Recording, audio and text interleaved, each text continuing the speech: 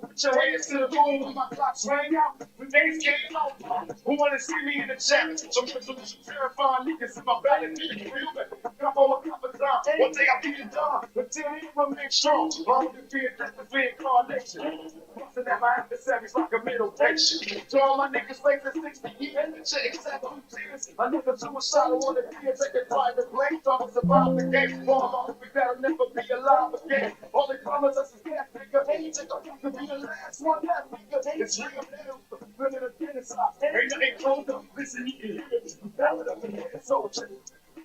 Ain't feeling. This is the ballad of the dead soldier. Ain't feeling. This is the ballad of the dead soldier. Ain't feeling. This is the ballad of the dead soldier. Ain't feeling. The ballad of the dead soldier. Ain't feeling.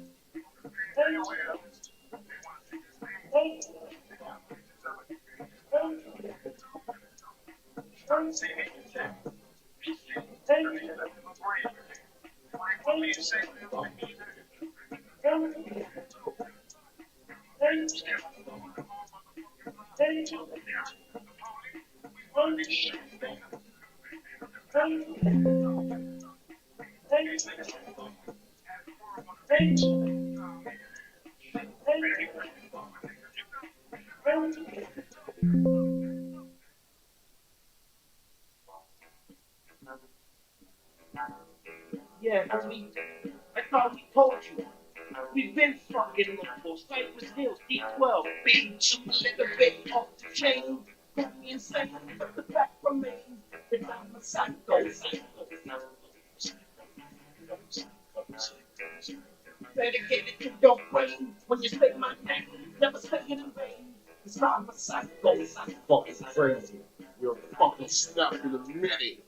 Motherfuckers know me, now bow down, they know me. Split a nigga open, killing folks compulsive. A soldier with a motor, scroll them big as boulders. I hold them, then I load them, put it on a poster. So everyone can notice who was focused on this poking. They know that I've been this hoping that I don't come smoke them. No one knows my notions of emotions, I'm a vulture. You niggas close to poking any moment and I know when. I can fuck the culture up, probably rap a maniac with anxiety attacks. I don't wanna chat, speak when you spoken to. And I don't have to read a fucking magazine or portable to notice what you hold. We all soldiers, we move as a unit, we all roll up and show up at your residence, light your front door up. Get scared, life ain't fair, and I'm prepared to blast and just stop and drink and say hell yeah. So watch what you say, cause it can happen either today or the next minute. I can draw on that heat of a spray and I'm dead serious. You can be dead, period. End of story. I'm on your porch with a gun in your son, sipping a 40. Nobody can hold me, I does it all by my lonely. I stuck your head when you awake, you be looking like Gumby. Aftermath and shakes, bitch, you can read it and weep. You see my poster in the hood for the G of the week. Let the bait off the chain. Got me insane, but the back remains. And I'm a psycho. You know what? I am crazy. It's tails. Better get it to your brain when you say my name. Never say it in vain. Cause I'm a psycho. Nigga, I'm about to snap in any minute, nigga. Evacuate. They found Saddam, but they ain't gonna find me. I'll be under a tree in Buck, Tennessee. And I don't know too much about my daddy, except he spit on my face and fuck me in the fanny. Oh, I ain't a racist, I just hate whites. Blacks and transvestites. 13 years old, joining the fucking game. Killing in my ass cheeks, feeling the fucking pain. Am I insane? Who really knows? Any second, my temper can fucking blow. I get cold in December. Knock the fuck out tomorrow, won't even remember. So it's all to show you what violence is all about. And it's Dr. Dre beat and brought it the fuck out. Burning your house, put it in your mouth. And blow your brains the fuck out. I probably got a solution to, or maybe 3 or 4 of them. Something I don't hit the floor. All I know is ever since my fucking head at the snowbank, it's been a little Neanderthal. It's no thanks to my man D'Angelo Bailey, but I just take it slow daily. My biggest dilemma, trying to figure whether to use the flathead of the filler or just go to the Home Depot and beat the new power driller. It's been 2 hours and 6 days, I'm still up. I feel like I'm about to snap any minute. There's a new tower record about to stop and get a fill up. Pick a new Cypress Hill and go trying to get that shit to exhibit and go fill up a whole liquor bottle with bitch and shatter the fucking head. Insane, the fact remains that I'm a psycho. Dedicated to the way when you say my name, never say it in vain. 'Cause I'm a psycho.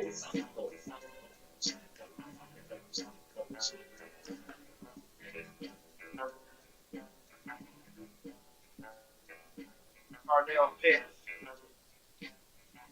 aka Bug. Rest in peace, homies.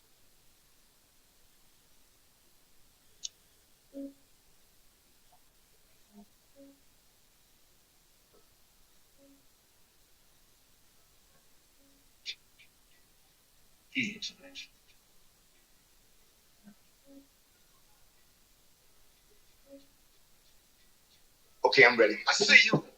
Not Dre, bitch, this is Starbucks. Father figure nigga, call me Daddy Warbucks. Created millionaires in this motherfucker. I straight up in the air on this motherfucker.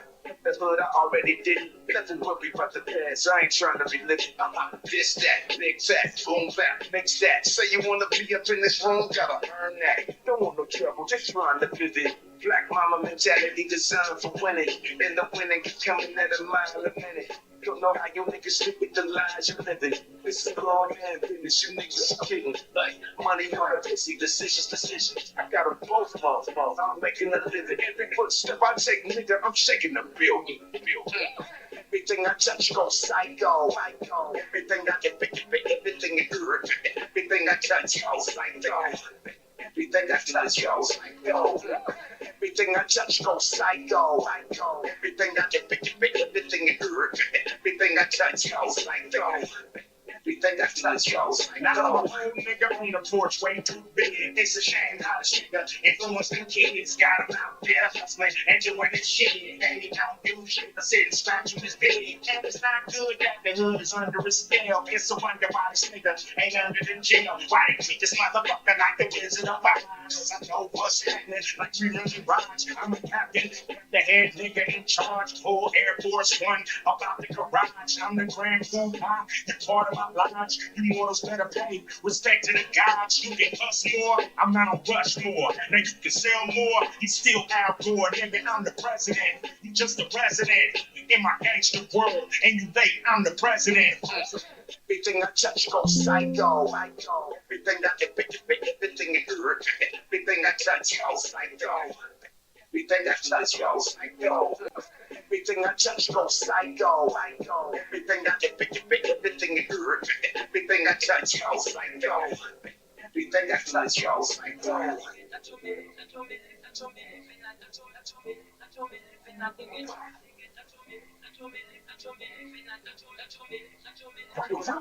The joy you niggas feeling, humanity feels. I'm glad that you niggas took sentimental can kill us. I'm over some hostile niggas, my man's just gorillas. They bumping the niggas until they share it. Dog, I'm going forever killer. I'm packing every floor I'm watching as the building will fill up like a truck nigga that talk at every house on my head. But lay them motherfucker down until you force them again. Everything I touch goes psycho. Everything I get, everything is good. Everything I touch goes psycho. Everything I touch goes psycho. Everything I touch goes psycho. Everything I get, everything is good. Everything I touch goes psycho. Everything I touch goes psycho. Facebook, Snapchat, Triller, or TikTok. Instagrams, that's why your nigga got stopped. Hear no evil, see no evil. Keep it straight and keep your business up out the street. You see, less is more, but you wouldn't know it for sure. I'm shooting a frame in the game, sure. Now you can chop it, drop it, stop it with the mixture. Lay some focus to help you get the picture. Every time you get the job, you better know that's for sure. They got a camera on your ass everywhere you go. Gotta be critical. It's about the literature, stick you up. It's all about particulars. Cinematic horizontal shot for the lenses. Exploring and foreign as a motherfucking princess. Even when it looks like no one's in attendance. Ski mask and gloves, leave no forensics. Everything I touch goes psycho. Everything I get, everything is good. Everything I touch goes psycho. Everything I touch goes psycho. Everything I touch goes psycho. Everything I get, everything is good. Everything I touch goes like dough. Everything I touch goes like dough. You are now under my hypnosis. Summertime crimes come out from the coast, yeah. I return like an animal ferocious. New money breed, new in the maze, nigga, you know this. Another mill, another nigga sick. I got nothing but hard dick for your bitch to lick. I box it off the garbage out, pour out, over for sure. I'm out in the dirt, I make the toy very sore. Shit cool to the deck out, run for the deck out. The niggas finna crack out, better pray that bitch dead. Yeah, sing all day, it's all bar play. You mean you get with a nigga, it's my goddamn. Everything I touch goes psycho. Everything I touch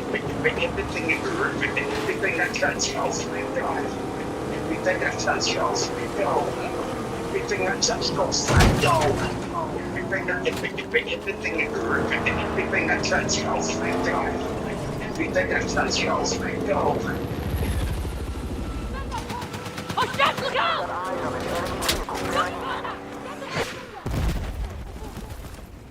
We need attack support on the marked objective.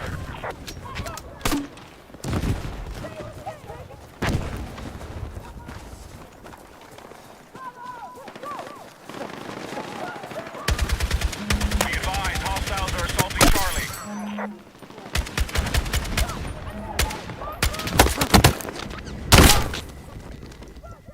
We have lost Charlie.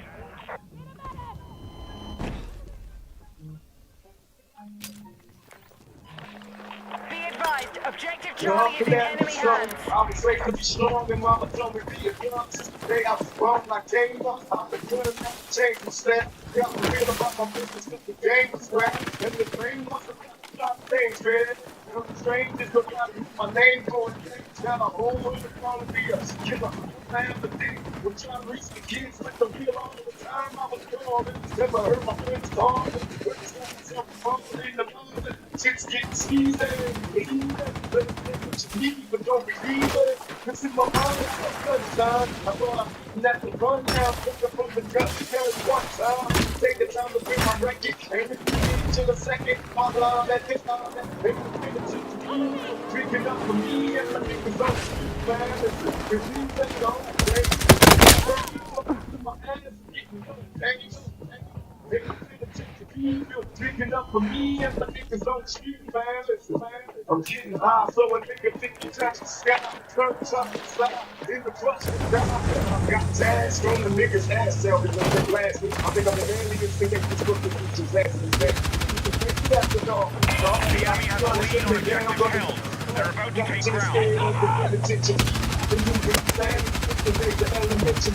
about to take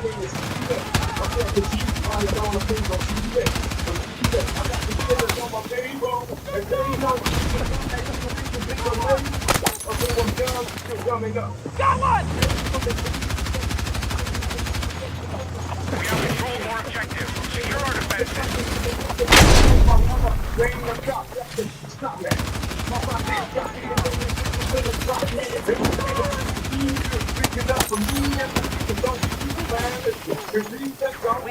Brother. Our forces are being targeted on all fronts. Charlie is being neutralized.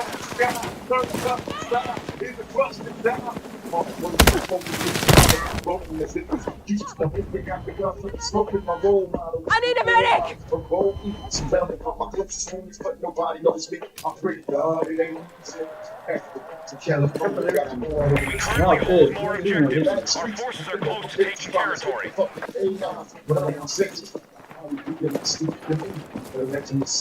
been a man for many women, but it has been enough. In case you see me out in traffic, you can hear this out my hands. Open my business and they serve us a doubt. They got my Objective Charlie has been captured by hostiles. I fall in love with money the first day that I see it. Hate me down, they can understand. It's my conviction. It's clear that I'm my only feeling that is speaking coronation. Drinking up for me and my niggas don't speak. Advised, hostiles are attacking Objective Echo. We've taken ground. Alpha has been removed. Target all remaining objectives. The enemy have taken more objectives. Olmadığımızda pistol yaptı lan. Medic!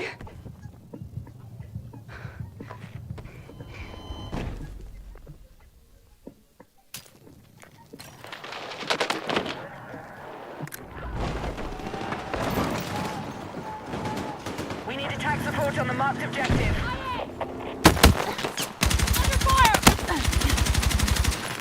Go, go, go! Take what you can carry! We are moving on objective Echo. We've neutralized objective Echo.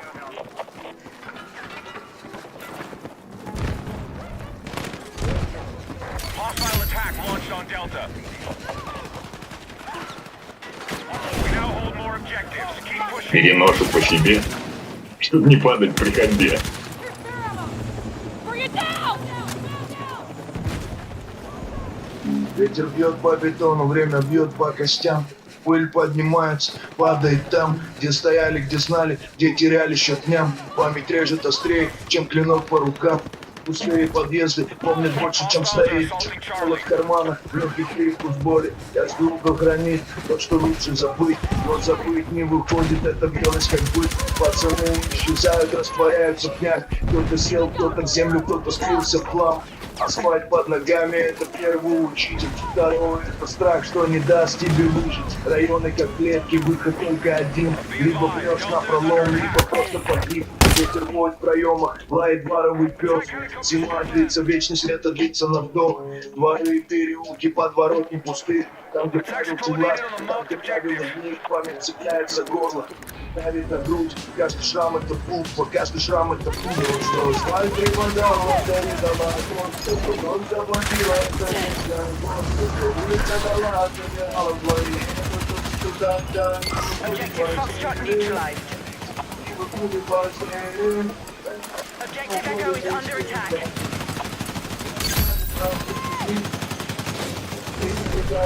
Переулок за углом, там остались года. Там, где первый удар, там, где первый обман. Там, где думал, что прав, там, где думал, что царь. Там, где падал лицо, грязь семёнки брань. Толпа разбежала, кто-то дал уйти, кто-то держит ларек, кто-то варит стекло, кто-то вышел на волю, но остался внутри. Кто-то в клинике вернулся, кто-то просто сгорел.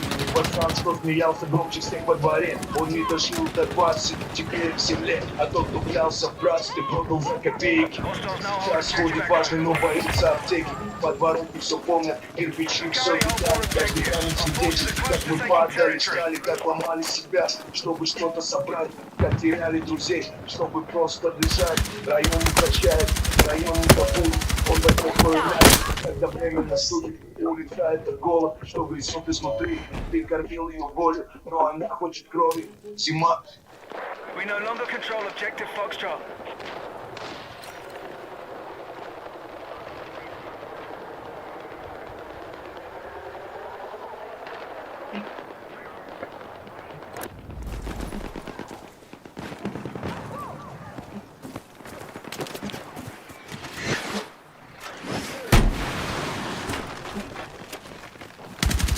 Our forces have light armored vehicles cleared for combat.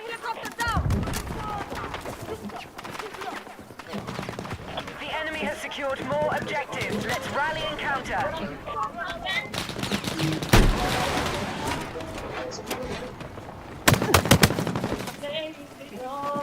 Grab what you can!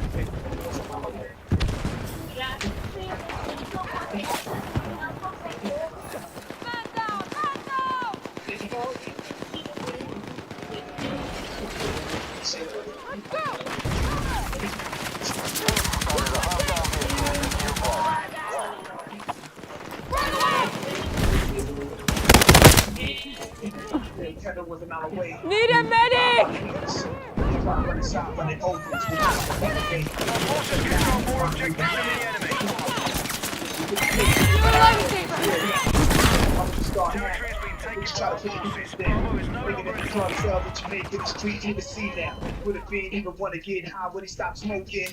If he knew on his own 2 feet, he could just stroll in. Defensive position Get needed away on and the marked escape from objective. crazy use. And eventually live a heaven for 8 years. It's hard taking this racist planet. When they take it, your brother in a handcuff. You better be innocent, get injured on the car, put your motherfucking hands up. Thinking I'ma lose it. My mom's a Hostiles now hold more objectives. but people is hard and God, the young soldiers not soldiers, but we. This world my home, a world I believe. What's my name?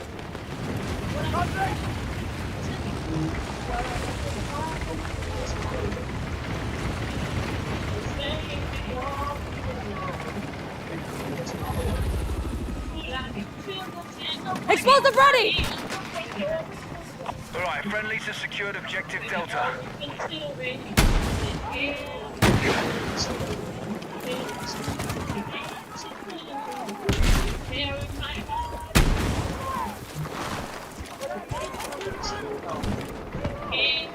Hostiles attacking objective Delta. I'ma stop feeling like I'ma stop great grandchildren. I'm not gonna let they feel. Sister put a water day. I'm always making fake old cats with the reason to keep rapping in my mouth all day.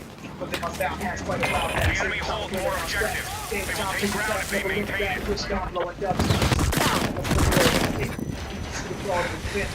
Nothing, let me fill it all with it. I did it all the way quick. Get them all about the loop. It's free of any other stuff. Now they expect now. It's becoming unbearable. Make it so easy. When the babies come out, when baby go with a crack and sleep. I know the noise. Just touching on overboard. Side of mine, but not realizing God is watching before the Lord. How can they do the never work? Man with another man for the church. Got a church with the God of the thought. Once you got a blessing. What I meant on my back to leave this world behind. Say it all.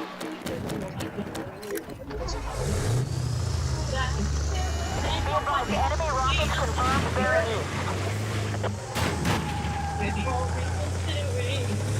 east.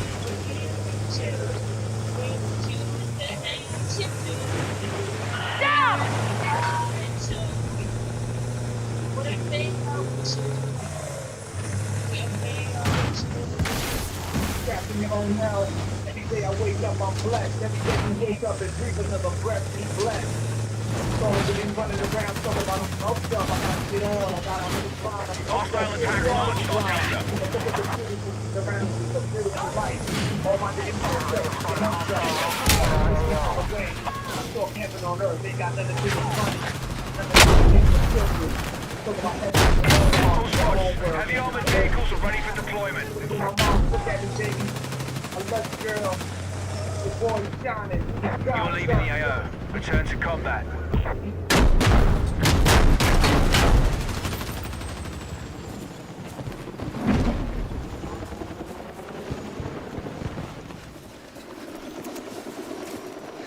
Be advised, Delta is under attack.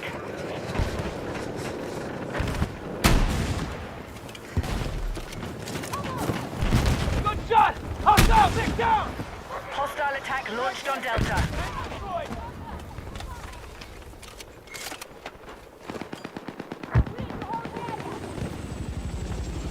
Hostiles now hold more objectives. Out.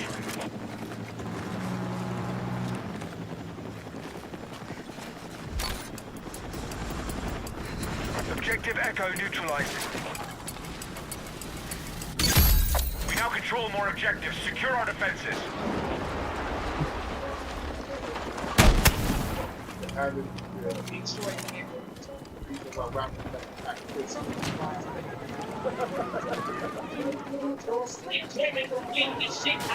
Hostiles now hold objective Echo.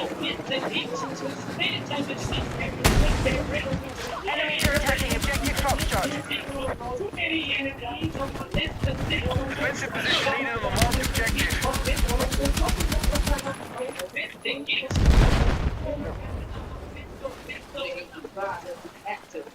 Pushing in. Hostiles now hold more objectives.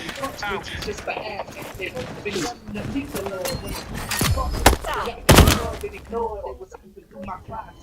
Drugs on the floor, jails from the 44, scattered over their porch, busting losing your windows for intentions to destroy. Trying to break your neck to compensate, bitch. I do it. Attack helicopters confirmed. Pilots are ready to deploy.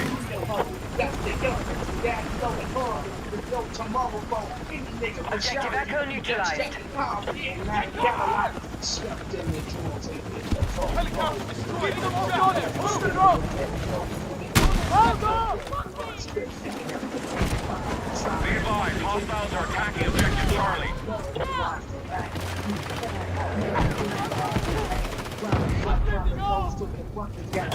Eyes on an enemy helo in your area.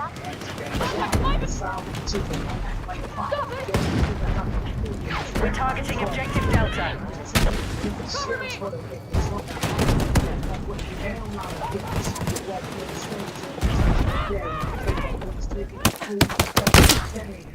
It's a game and I'm looking for fame. I squeeze off this tech until nothing remains. Be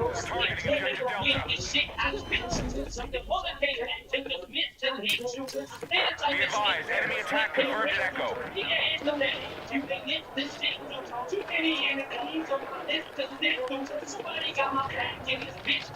Our forces have neutralized Delta.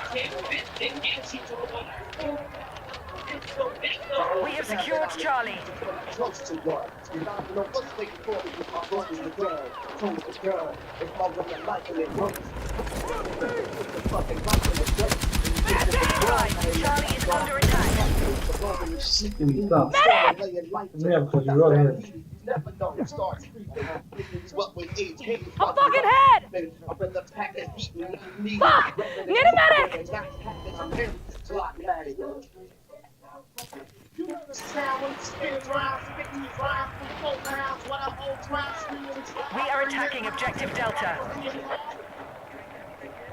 nothing is parallel to making you carousel. Aerial summer to a carousel. And never taking it down for a road.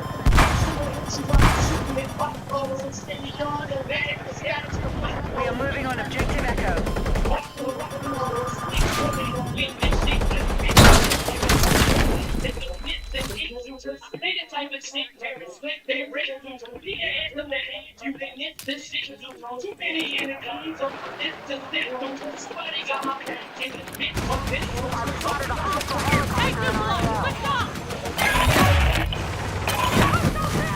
The enemy is taking territory. Ignore Foxtrot and target all remaining objectives.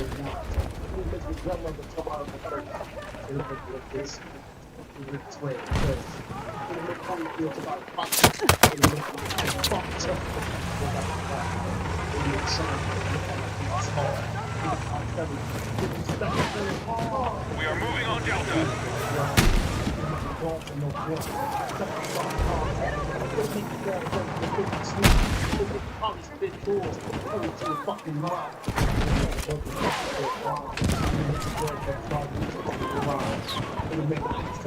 Be advised, Charlie is under attack.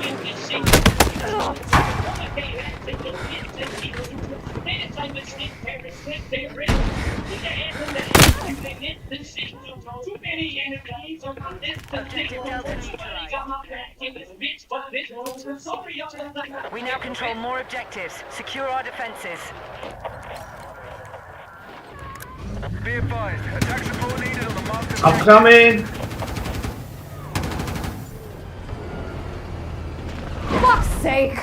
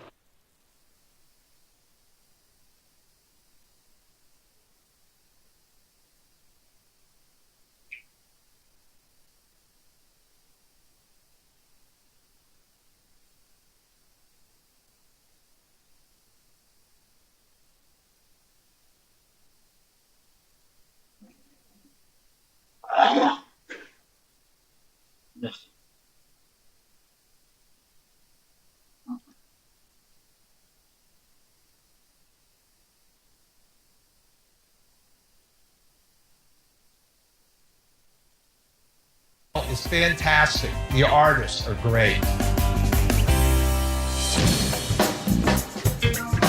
Mel's driving right there. Right Stands there. right out. You took my line, Colton. Yeah, we got the coupe in there. I just love it, man. It's so cool. We got a beautiful custom tank here. It's fish. Doc, we're in the middle of whipping up your insert here, and we put it all together, and we know that you wanted to have the room kind of obstructed. See if you like it or not, and see what we've done. All right, hold on. Where is it? Where's the flipper? Right there. No. No? The flip. This is our technology. Yeah, we're terrible with technology. We're really old. Yeah. Wow. There you go. All right. There we go. I love the Buddha. Hey, is that redneck hiding in the bushes or what? That is redneck hiding like a squirrel trying to hide a nut. I'm okay with how much blockage you have. Okay. You know, and plus the fish are gonna be in there. Do thumbs up, baby. You got it, Doc. Thanks a lot. We'll see you soon, bud. Thank you so much. All right. You Bye, got doctor. it. Bye. Brandon got right to work on the rock backdrop for the Buddha. Then we glued the bottom onto the tank. At the same time, Red attached the donuts for Brett's surprise tank onto the coral inserts and shelves. Today we're back in my dentist office installing his fish tank. All right, guys, let's get it in as fast as possible, and hopefully this will go real nice and smooth. All right, let's do it.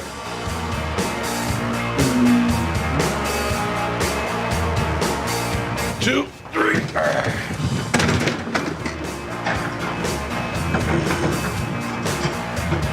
Ready? One, two. Are we out? Yep. I go down. Okay. Redneck and Mike, you take care of all the shims under the front. We'll go get the tank. All right, 4 of us. You grab this corner. Brett, you grab that corner. Garrett, you grab that one. We'll do it nice. You can actually see how they're flowing. Yeah, they got little scalpels. Be careful. Beautiful. There they go. I don't know when the doctor's gonna be back, dude. Let's get everything in because I want to be prepared. All right, let's do it. To your left. Hold on. My right. Further? To your left. How's he look? Like you. What? There you go. Yeah, good. Perfect. Right there. Great. Perfect. Wow! Oh, hey, what's up, Doc? Hey, what's going on, guys? Can't believe it. Look Hey, guys. at this.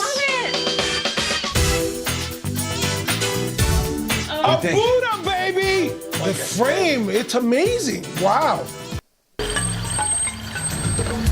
G'day and welcome to Australia Zoo, my home.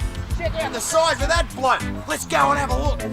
Feeding time at the zoo is much more than just the big saltwater crocs. It's everything from the cutest little furry mammals right up to the massive predators, from the mildest to the wildest. Wow, have a look at that for a set of jaws and good teeth too. She's got good teeth.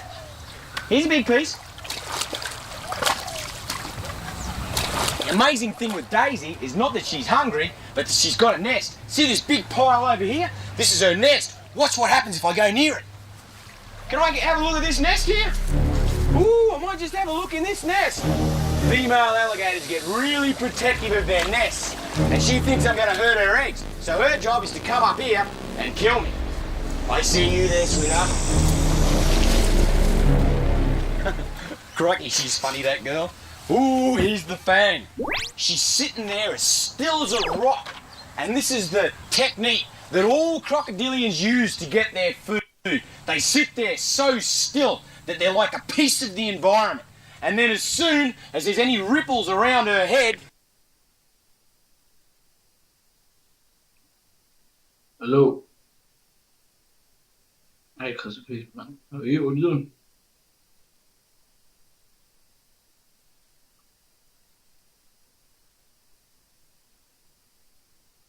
Fine.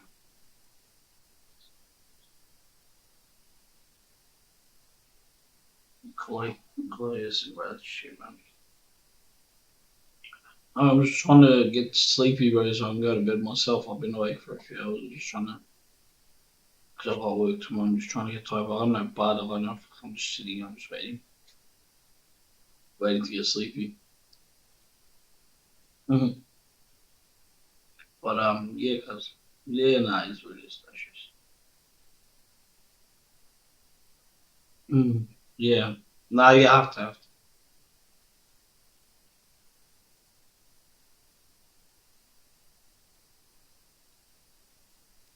It's alright, because these are just delicious. You good luck. You got this, man. You going straight back home, are you? After nice. I feel you, because do it. Yeah, go back while you got it.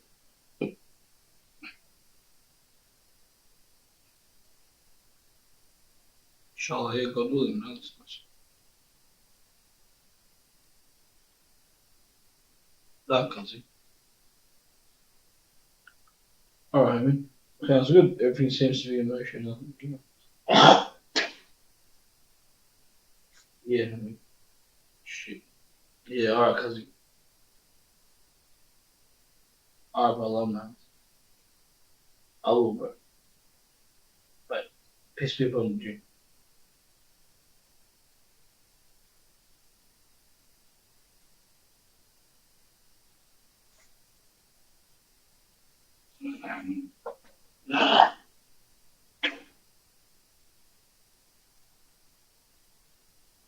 Yeah, it's that. Sorry, those shut the fuck up now. Watch what happens. Whammo! Whack! Hit! Pull it back, kill it, and then swallow it. Here she goes. These alligators are quite well known for their expertise in doing the death roll. Okay, here's a piece. Get it. You got it? Get it. Get hold of it. Here he goes.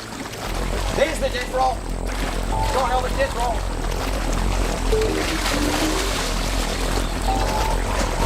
Death roll, Elvis. Death roll.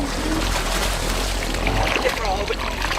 Death roll, Elvis. You know what I find with the alligators is they're quite placid. Their temperament is completely different to the Australian saltwater crocodile. These guys are like, well, a bit like a frog with sharp teeth. They have the capacity to kill and eat someone my size. Really, if ever does it happen.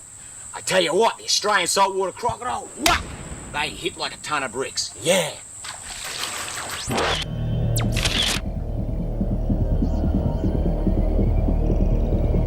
The almighty power and beauty of the crocodile captured in slow motion as Charlie launches himself into the air to snatch his food. He's a super dangerous croc with the psychological scars of a cruel past. Crikey, he hits hard.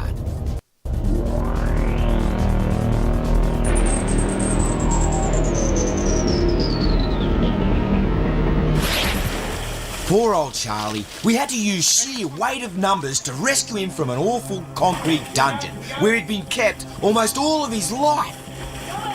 When we released him back at Australia's Zoo's Crocodile Paradise, it was the very first time he'd ever felt grass under his feet. But you can imagine, he still had the psychotic personality that he developed from his torture chamber. Charlie's just starting to get to a stage where he would be considered as a big bloke. In the world of crocodiles, you don't be a big bloke until you're 12 feet. Watch how big he is when he comes out, though. Woo! Come on, then. Hey. Woo, woo, woo. Did you hear that? They command a lot of respect. If you go up into their territory, never think that you can go swimming even if you can't see them. Here you go.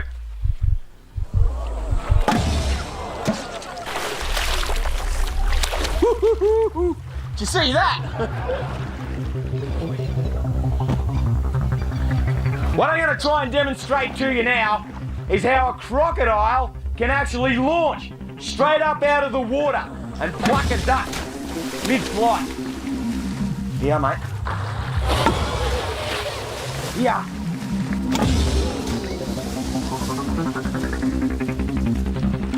Come on, buddy. Charlie is the ultimate predator, and he's so big now that he no longer sees Steve as the guy that brings him food. He sees him as food. What a dinosaur.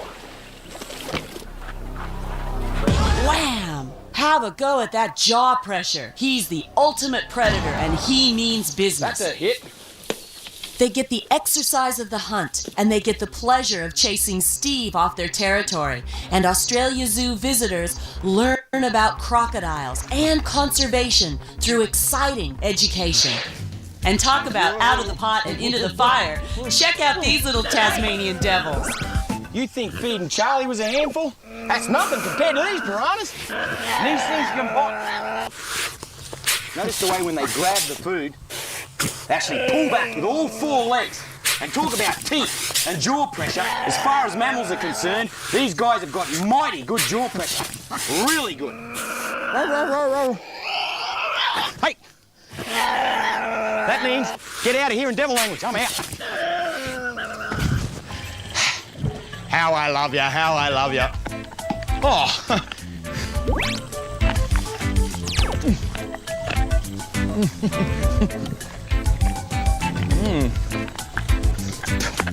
One thing's for sure. If the food's not good enough for the camels, then it's not good enough for me. What was that? If the food's not good enough for me, then it's not good enough for the camels. Can I come in here? Can I come in here? Woo, let's go! You know, Steve's #1 passion may be crocodiles, but all the animals love him, and he loves all the animals. Steve's almost a real-life Dr. Dolittle. Have a look at her. Only the camels play like a big dog. Half a ton of big dog. Funny little girls. And there's nothing like a nice kiss. The army dropped me straight at the church where the biggest of the two crocodiles that we have to restrain was living in atrocious conditions. By crikey, I've seen some hardcore bad husbandry of crocodiles before, but this takes the cake.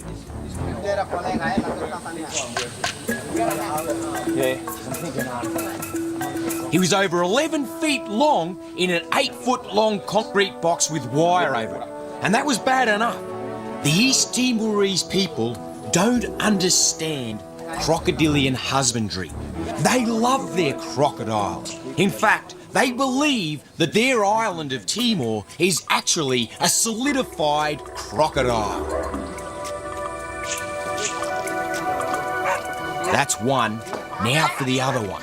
Have a look at this for appalling conditions. This poor female 9-footer is housed in a bacteria backwash. Over the last few 100 days we've been looking after her, and she's come good. She also had a tyre around her neck. We managed to get that off with the long piece of bamboo. So like a car tyre? It was a bicycle tyre. Oh so my it word. was right around her neck. Yeah, so we got that off her. She's been tortured and injured. Looks like she's blind in this eye. Yeah, I think she's been poked. The other eye looks good and bright. Yeah, last time we seen her. Been stabbed or Yeah, something. there's been, every time you come in here, there's sticks in here. Like everything been whacking her. Yeah, the most dangerous thing is going to be the water. Any cuts, open wounds you got, you're going to be in a little bit of trouble. So I wouldn't mind getting her rather than hitting her in there, because, crikey, I don't know what kind of bacteria and disease you're running up against Pretty there. bad, Get I'd her out say. here on the dry ground, and then we'll jump her straight into the ocean, all of us, straight in. This beautiful little female crocodile has been living in these conditions for more than 10 years.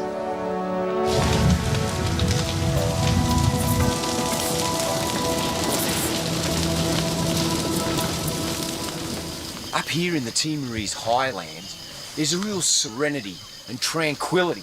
Down there in Dili is turmoil and pain. It's quite hard to see it from here. But what you can get the gist of from right up here is that Timor is right at the end of the Indonesian archipelago. You can see another island out there, another volcanic island, just like this one. And so East Timor was Portugal territory up until 1975. And then they moved out, Indonesia took it over. However, the East Timorese didn't accept that, and so there's been quite a strong guerrilla movement for well over 20 years. And then, in 1999, they went for independence and scored it, and that's caused the problem.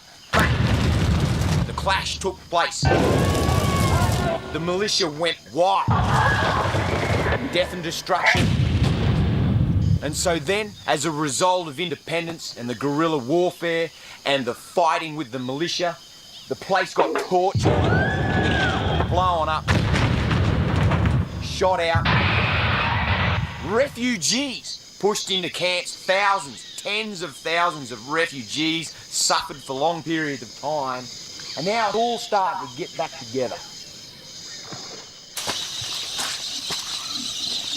Oh, here's a little snapper. Have a look at this. You'd barely be able to see it.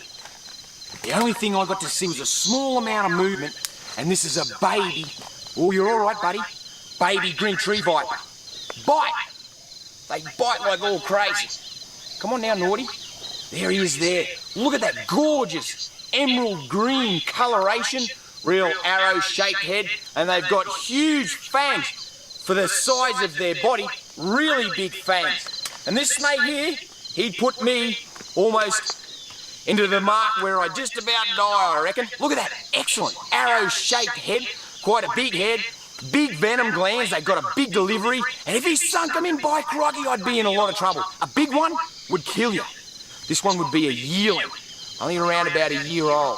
Now you can see on the end of his tail there, different colour.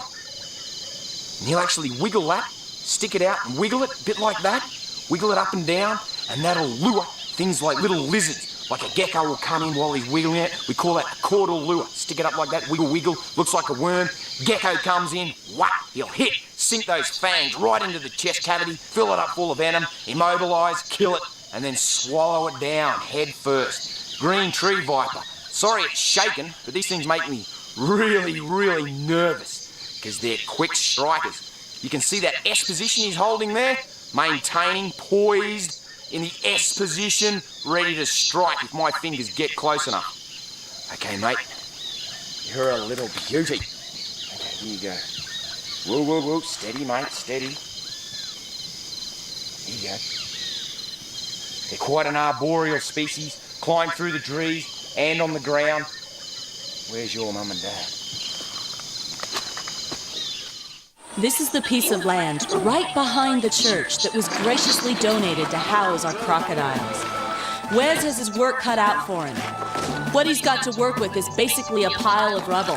The whole area in Dili has been under siege, in a war-torn situation. What hasn't been leveled has been burned.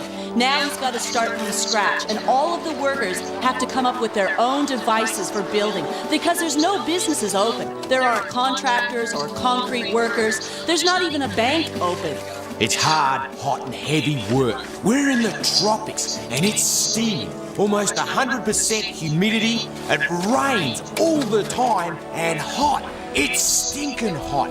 You're in a lather of sweat from the first moment you wake up. And we're making it up as we go along. This is innovation at its greatest. We get wire where we can. They're mixing concrete out of the rivers. We're doing what we've got to do to build a state-of-the-art crocodile facility.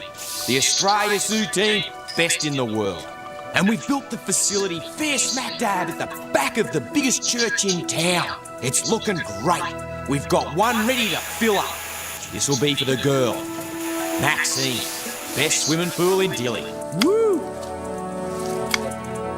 Brian is our curator of crocodiles, and not only is he cutting an opening to let Maxine come through, but he also knows how important it is to clear all the debris away. Rocks, glass, wire, everything must be removed so that when she's dragged from her enclosure, she doesn't hurt her soft underbelly. I'd say we get two on. You guys the first two on, followed by Bruce and Kevy behind us, but just watch out falling over each other, because she's still big enough and ugly enough to break your leg, probably, and a few stitches, but not too bad. The first job is secure at top jaw rope. Stick. Hi, sweetheart, you all right? Okay, so her teeth aren't really good. Okay.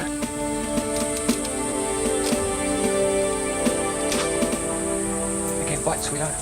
Bite. There's a girl. Oh, there's a girl. Hey, you're very quiet. I think you're a little bit sick. You're a little bit sick now. You can bite any time you like.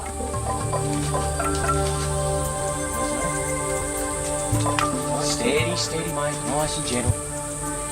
Right in that groove there. Now I've got to get another top jewel rope on for safety. This is going really good for me, but it's not a good sign. She should be fighting and biting ferociously. Most of her teeth have been smashed out of her head. The second top jewel rope goes on good. Secured. Okay. She's ready to go. I think we've got a winner. Now. Not yet. Okay, we ready to go? Don't curl the rope around your hands. And a nice steady pace all the way. If I say stop, stop, because she's got her jaw hooked up. Okay, let's go.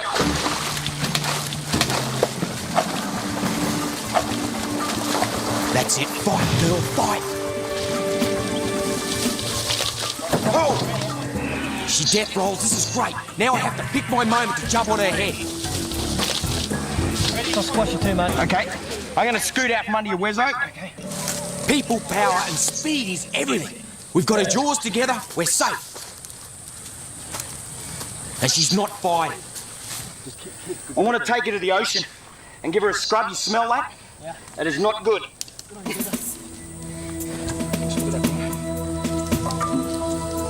Weight off the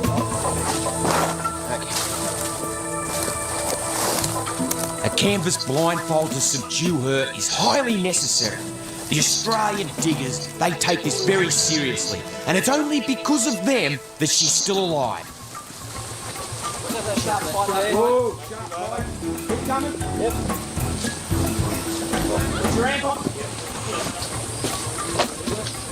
Where we going, Steve? We're going on the back of that pilot. Okay. Stop the ramp. Yep. Yeah, right, let's go. Okay, put some weight on. Get the weight on. Kick it in. Yeah, I got it. Okay, now just hold on. Yep. For a minute. Yep. Okay. We're good. Right, spin around. Yeah, we're good, mate. Go.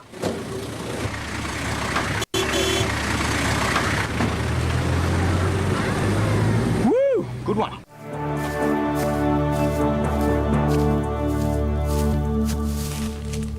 Oh, here we go. This is what I'm looking for. This is a skinch trap. Here he is. Look, look, look, look. Come here, mister. Come here, you gonna run. Oh, look at him. Look at this. What a little bluey. This is a blue-tongued skink, a blue-tongued lizard. And when he gets angry, he sticks his mouth open and he's got a big blue tongue. Blue tongues are one of the more common skinks in Australia, and this is what I call a Centralian blue tongue. You can see that beautiful coloration, the orange bands on the brown and grey. That helps him blend into the spinifex. He's got the cutest little nose there, look, he's got a little yellow nose. There's his blue tongue. Great eyes, and they've got that band coming back from their eyes. That's like a bandit to help camouflage. They'll sit in the spinifex and they'll wait any grasshoppers, insects, any invertebrates come along, whack, they'll grab it, chomp, chomp, chomp. Nice, big, strong jaws. Chew on it and swallow it down using their blue tongue to help force the food down. These guys are both insectivorous and herbivorous. They'll eat any of the flowers, those ephemeral flowers, they'll eat those, and insects just love them. And this is his house, in here in the spinifex. Watch this, he'll just cut straight through the spinifex, straight back home. Away you go, little fella. Notice the way he blends in there? Quick, quick, quick, I'll get you. I'll get you.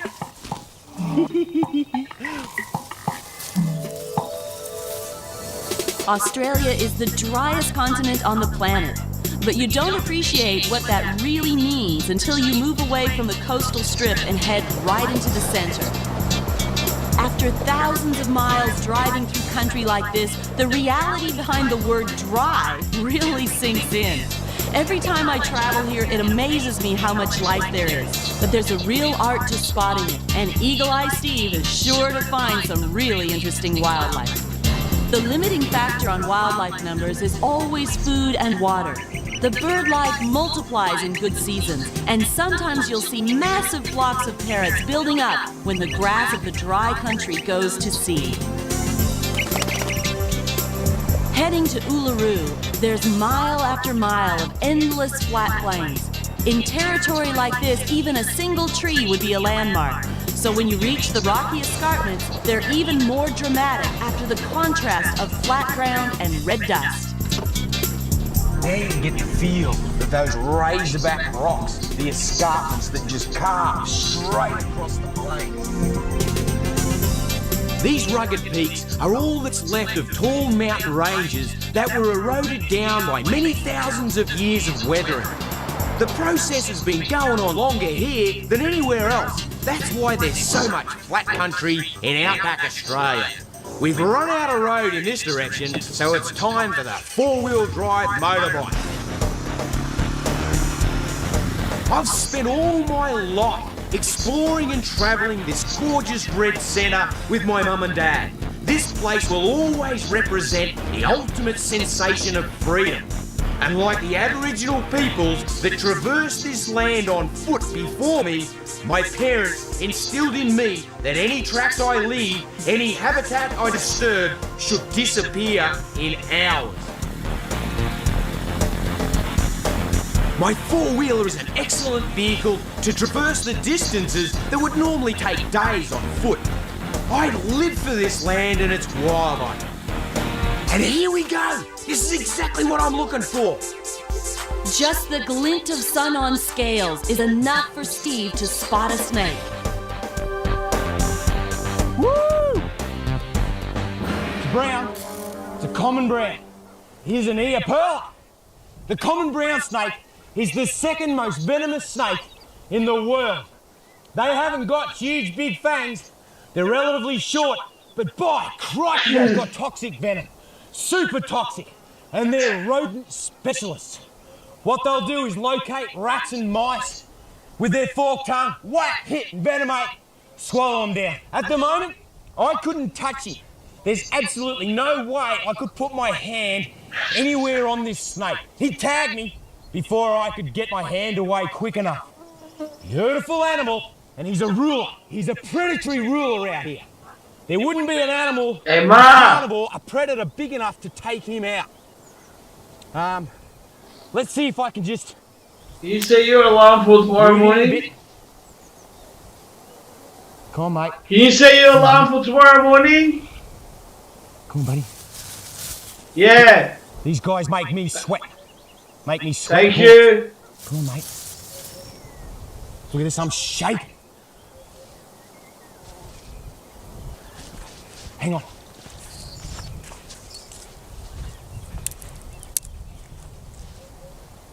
Come on, buddy. Come on, buddy.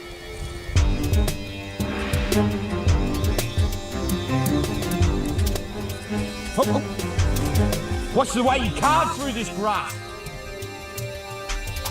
Oh, here he goes, look out.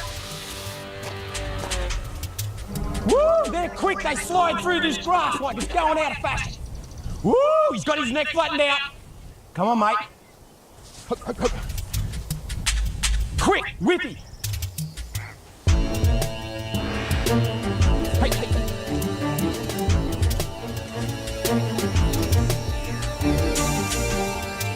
Oh. Oh, he's a nice specimen. What'd he be? Around about 5 feet in length. And he's on a mission. Just spread out a bit. Come on, mate. Very distinct orange spots on his belly. That picks a brown snake from any other species. Hey, hey, hey. Hey. Whoa. Hey. They've got the ability to come back up over their own body, the brown snake. Really quick, hard, fast striking, often repetitively striking. They are one of the sleekest animals out here. Really sleek. Move through this grass like fluid motion.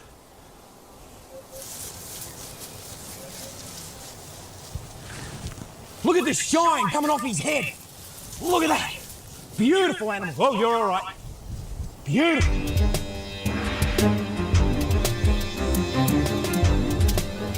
Whoa. Woo. Have a look at this. This is the standard brown snake position. Going up into that S, they mean business. Deadly dangerous snake, not to be mucked with. You're all right, buddy. We've had enough of each other. I reckon it's time we just split up and leave him alone. The brown lemur can be hard to spot, and this one seems appalled that Steve's actually seen him. Those long, bushy tails help them keep their balance high in the trees. Unlike monkeys, none of the lemurs developed a prehensile tail to help them grip the branches. These brown lemurs are quite common throughout the Galilee forest, and they have got the best arboreal skills. They will come down onto the ground to forage, but they love hanging around in the trees. They're classified as strictly arboreal. Here she goes, keeping her eyes on me, like looking right at me, just making sure that I'm no danger. She's beautiful. And once again, Steve can't resist joining them up in their home environment. There must be about 25, maybe 30 of them in the trees, just leaping and jumping all the way around me. It's interesting, as I climb, they just stay at a safe distance. See behind me here? It's a little female, look at her. Oh, this one over here's got babies. It's unusual to see this many brown lemurs together. You rarely see more than 12, and a troop this big needs 50 acres of forest to survive. Oh, here's a spiny back chameleon. And it's a male, adult male. You're a big boy, and look at him. Black as. He's really dark. Hey, you're blending in nicely. Extremely dark, and have a look at that beautiful light-coloured patch he's got along his side there. Hang on, mate. Hang on, buddy. You're all right.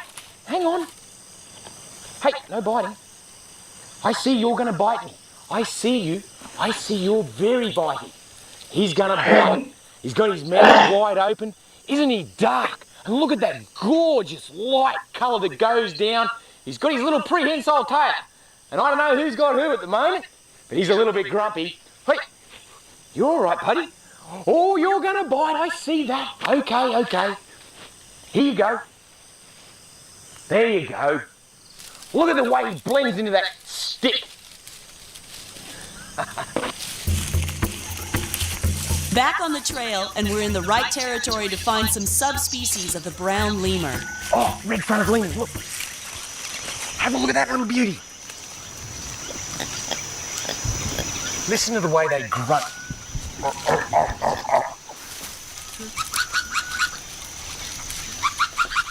The brown lemur are more widespread than any of the other true lemur species. And there's about 6 different subspecies, maybe more. The other thing with the brown lemurs is their social structure. They don't actually have that female hierarchy, that matriarchal system. And you'll get a combination of boys and girls. So we've got a boy, a girl, and look at this girl. Oh no, you're a boy. Here's a boy here. You're a naughty boy one. And they got those gorgeous bushy long tails. Hey, the old brown lemur. We move into the home range of a lemur that I think has the cutest, most mischievous character of them all, the ring-tailed, named for a very obvious feature. This is too male. We might just sit here and have a bit of a sunbake, I think. What do you reckon? Bit of a sunbake? Ah. Very nice. Very comfortable. Hey boys, where are you going? All lemurs are classed as arboreal. They live their life in the trees, but all of them spend time on the ground, some more than others. Oh, look, let's just slide across this way. I'd really like to show you. See, there's a whole troop here now. I'm just going to lower my profile a bit. You all right? Have you girls got your babies? See the way they cling to their mama's back. And you can see that little baby there picks up a piece of bark. It's starting to gain its independence, starting to learn how to forage, hunt and eat for itself. And the whole troop stays close. Let's just go around this way. Watch out for the sun worshipper behind me here. I see you're sun worshipping. interesting little troop here. You can see how the babies, the real little ones, are flipping through the trees. So both the mama and the aunt will look after the juveniles, the infants, the babies. And they're really active, you know, they're learning their arboreal skills, jumping and flipping around, and they're really getting quite agile. Now that Steve spent quite some time behaving like a lemur and foraging in the leaf litter, he seems to have gained their trust, and they come closer to him than ever before, even accepting food straight from his hand. Hi. The ring-tailed lemurs have got a real matriarchal system. So you can see these two females here with their babies. They call the shots. In fact, this one that's closest to me, she is the matriarch. She is the alpha female. And she's coming over here checking me out. They've got an incredible sense of smell. And when you get this close, you can see their shiny nose. It's wet. So that moist nose means they've got a really good sense of smell. Oh, you've got some berries there. You boys are a bit naughty, aren't you? See the way they stick their tails straight up? Beautiful visual signal.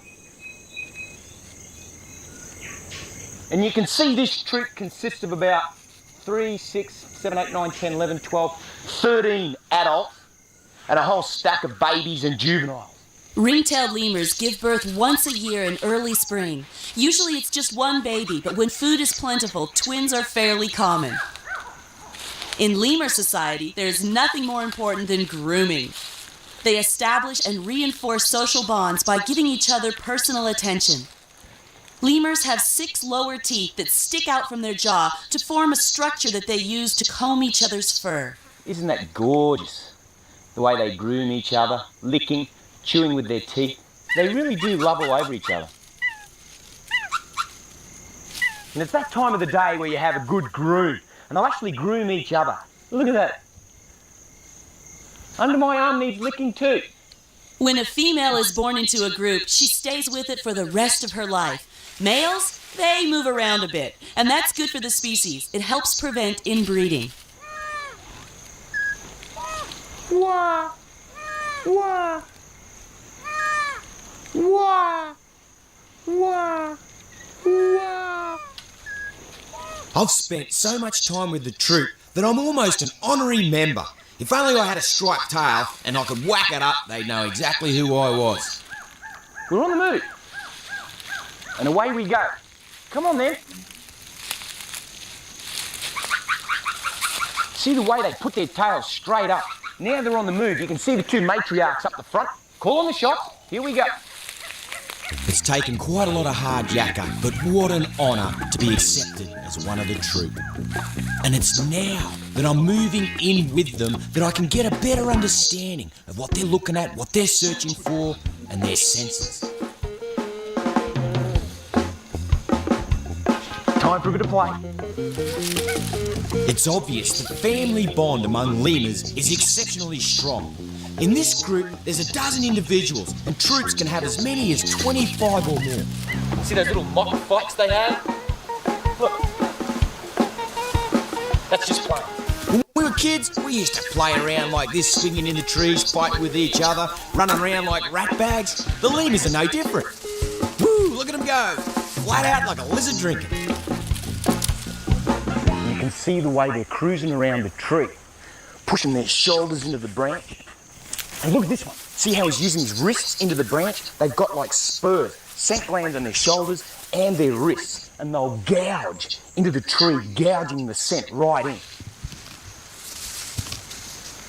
When you're a lemur, scent is everything. We're always moving animals at Australia Zoo. I've done it all my life. They outgrow their enclosures and you've always got to have maintenance. Come on, girl. Sonia.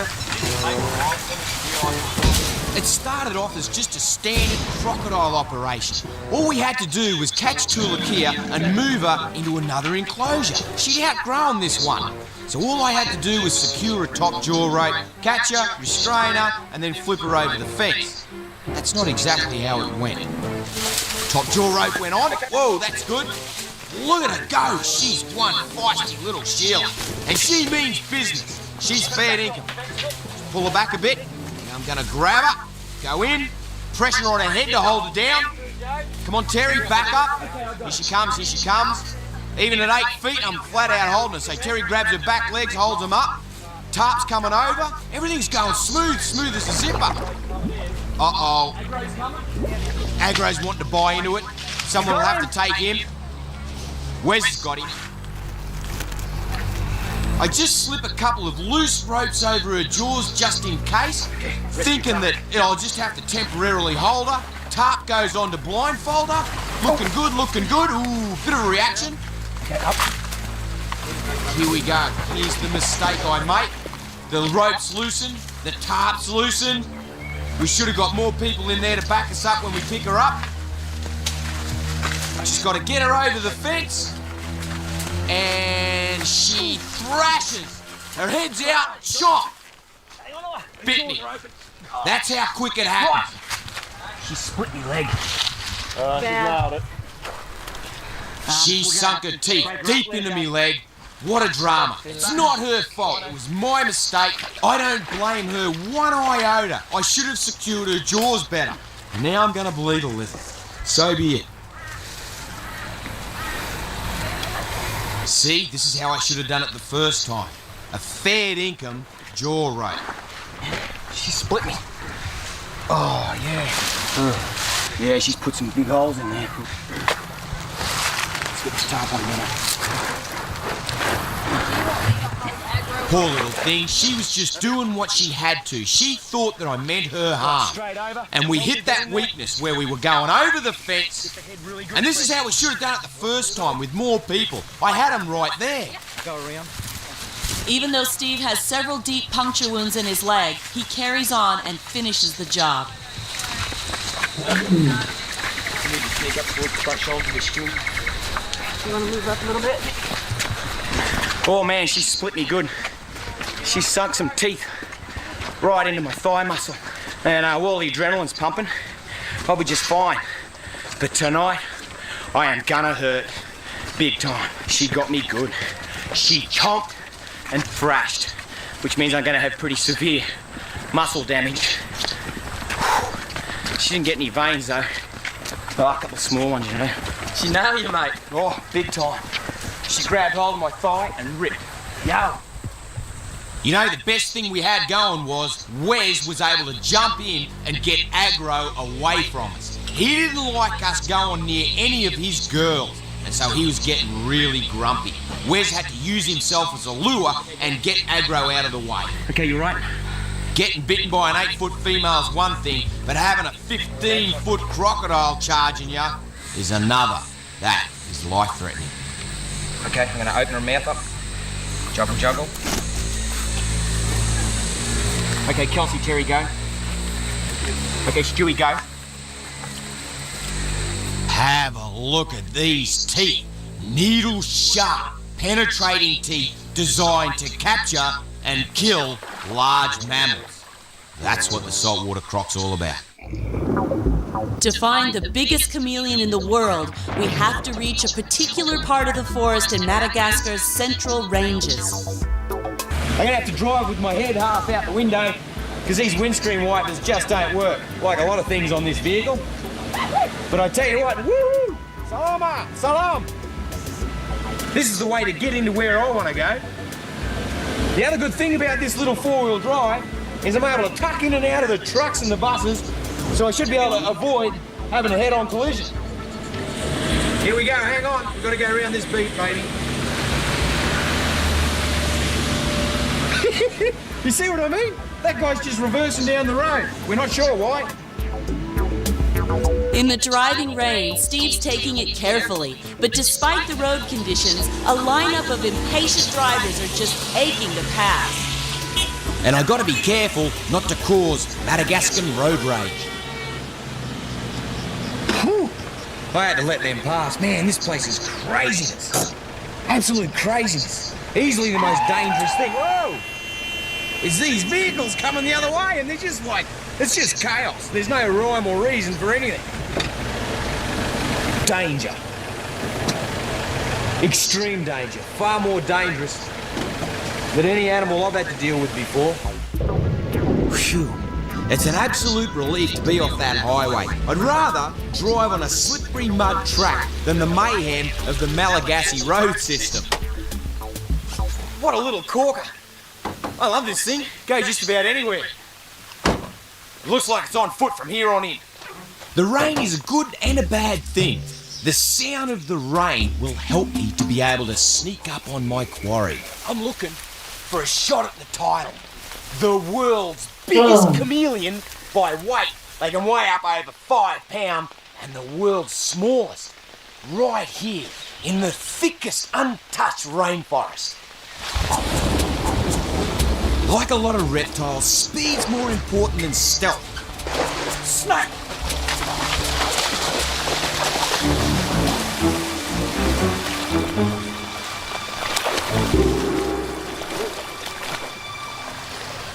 It's a manarana. Look how fat it is. This is the largest, the most robust of all of the Malagasy colubrids. This is a chameleon eater. He'd be cruising around, looking in the leaf litter, looking for little Brooksia, the miniature. Chameleons also eat frogs. Woo! Any other little reptile? You're not going to bite me, are you? It's okay. It's okay if he bites. He feels fear. He thinks I'm going to eat him. But they haven't got any venom. He's a colubrid, no venom at all. Wild-looking unit. Absolute beauty. And fat as mud. I just hope he hasn't eaten all the chameleons. Here you go, mate. Steve's on the trail, tracking lizards the same way you track any decent-sized animals, by what they leave behind. This is the technique, all right. I'm right at one with the leaf litter. This'll be the way to do it.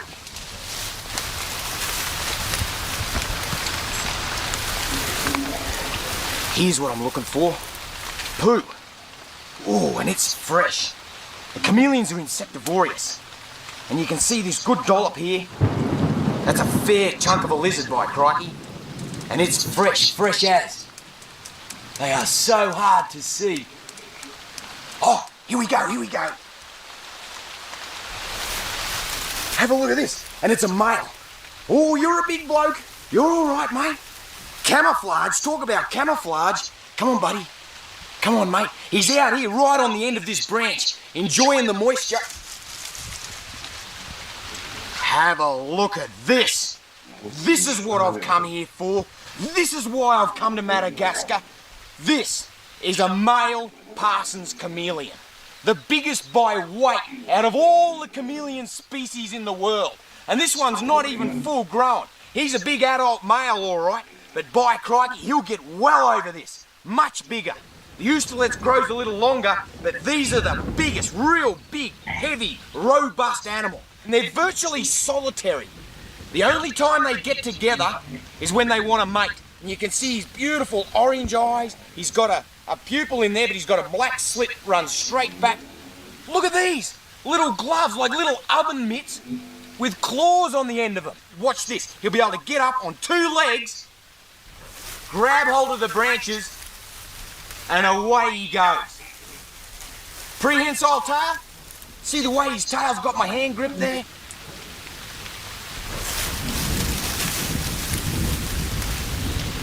This is your branch, isn't it, mate? This is your branch. Hey? Back onto his branch. Back out into the rain. Woo! Largest chameleon in the world. The really little guys seem to like sitting on leaves in the rain, so Steve's now got a specific target to look for: upturned leaves with lizards inside.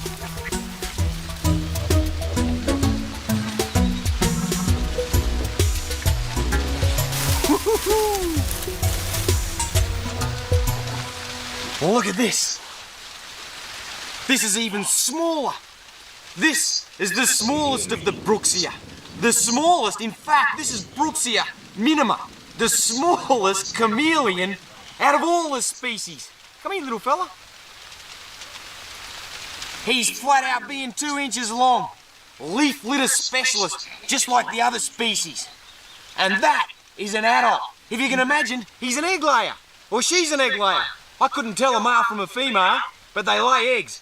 And it's an insect specialist, of course. Highly insectivorous. I'm not sure if you can tell, but he's got little horny projections coming out over the top of his eyes. The smallest chameleon in the world. This forest. It's the most crucial conservation area left on our planet. It is so small, and yet you can see it contains the smallest but the tiniest chameleons in the world and the largest. You can see how vulnerable they are. Once the last of the habitat has been cut down or degraded, the smallest and the biggest chameleons in the world will cease to exist. It will be a terrible loss of irreplaceable species.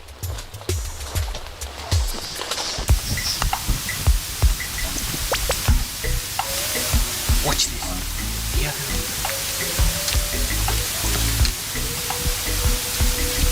Just gotta get it moving a little bit. She's on it. Here she goes. Whack! I gotta get another grasshopper. Here we go, sweetheart. Here we go. Here you go. Here's another grasshopper.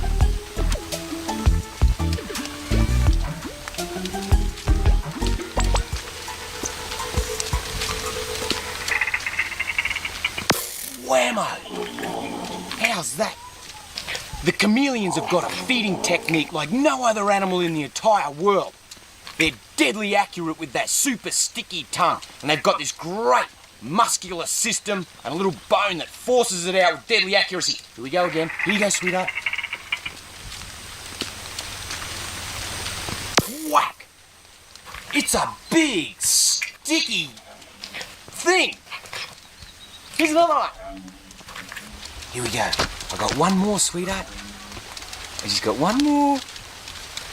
One more. Here you go. I'm going to make you stretch for it. Way out here. Look at that. That'll be about 3/4 of her body length. Here she goes.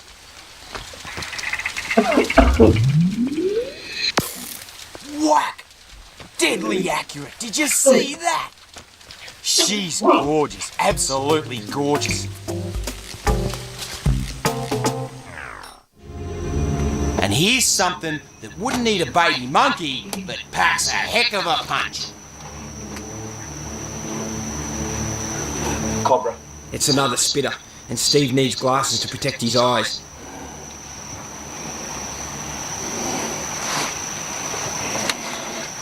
He's grumpy too. You're all right, mate, you're all right. Oh no. Haven't brought me glasses. Listen, the monkey's starting to get upset. You're gonna bite me, aren't you? He's not even hooding up, this one. Hey, you're not even hooding up. What a beautiful snake. They're relatively common throughout these temples, particularly the ones that are way out in the jungle where there's no people. Very unlike the other cobras I've come across, which have just hooded up straight away. Big snake, you can see he's in really healthy condition, probably eating rats and mice, I'd reckon. Oh, he's starting to hood up now. Hey, he's starting to hood up a bit now, aren't you? Ooh, there's his little hood starting to come out. He's getting really agitated now. The monkeys will actually have a go at him. Monkeys are quick enough and smart enough to get the snakes and harass them. Do you want to go back hunting? Hey? You want to go do some hunting? You're a good snake.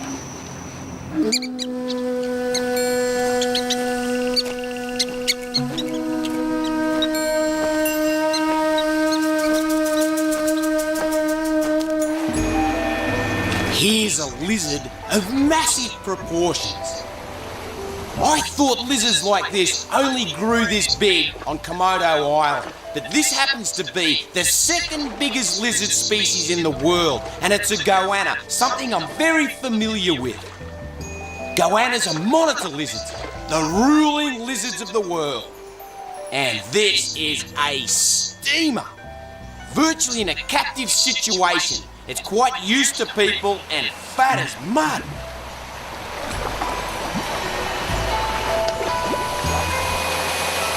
Have a go at the size of this. This is a full-grown adult Asian water monitor. By crikey, he's big. Probably up around 50 or 60 kilos. Have a go at the size of the head on it. They're opportunistic. They make great predators. They're like a land crocodile that can also swim through the water, climb trees. Have a look at the bulk of this bloke. Absolutely massive, huge, big animal. Really, really big. And he lives here getting fed nice tucker from the local people, from his friends, from his family. He's just a big family pet. Isn't he a beauty? Not struggling, not at all. You're a big lizard. Thank you. Whoa, whoa, whoa, whoa.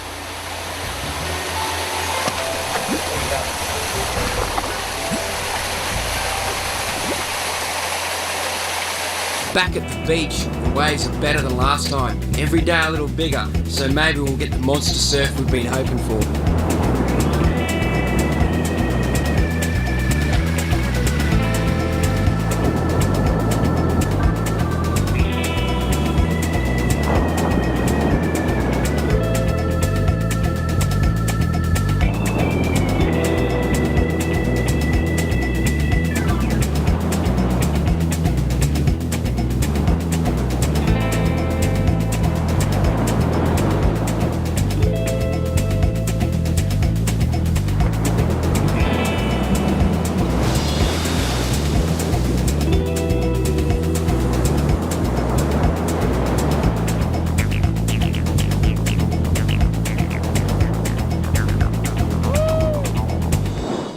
We're moving to a new island, and on the way we're taking a detour along one of the least used roads in the area.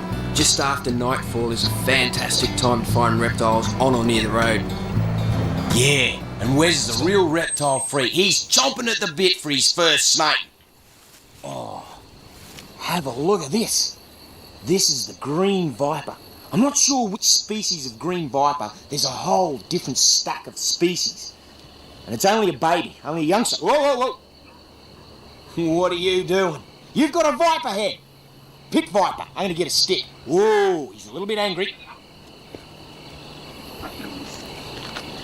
Hey, got this little stick here. Come on, crawl onto the stick.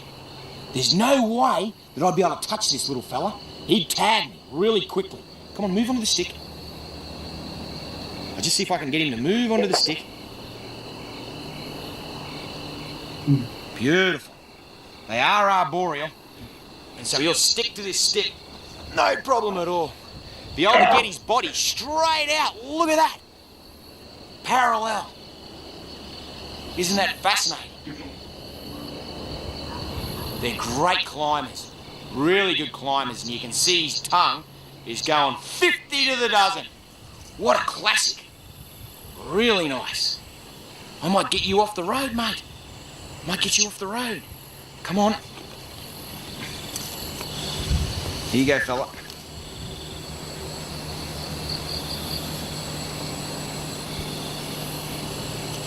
Hey, Steve-O, look behind you.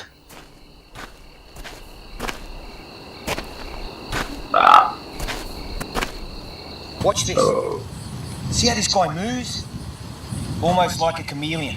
What he's doing, as the wind blows, he's using the wind to camouflage his body. Trying to mimic a leaf.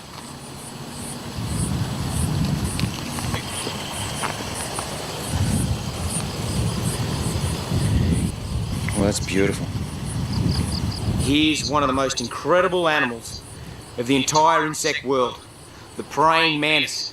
He's out in the open of the road, ambushing bugs. You can see the way he gets his arms and his forearms up into the typical praying mantis position.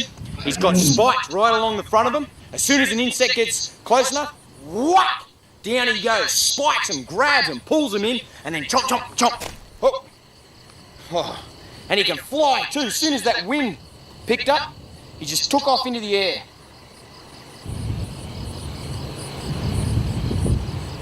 This one's really mobile, and you can see the way his body actually looks just like a leaf. And when he moves, he gets that swaying up, and then he'll take a step, sway. Oh, he's getting angry. He's getting angry. He's gonna. Oh. Goes up in that boxing style. Wild predator of the insect kingdom. Here you go, mate. Stay off the road till we get past. There you go. We're island hopping. And as we hop along the islands, we gotta go from one ferry to another. We're quite determined to find that elusive, big, perfect wave. And island hopping is the best way to check out new locations. Ferry number 1. With thousands of islands populated in Indonesia, ferries operate 24 hours a day and night, to move huge amounts of people one way or the other. The wheels of trade and business churning. Another day and the potential for another surf. And this one's chopped up a bit. We have to get wet and have a go anyway.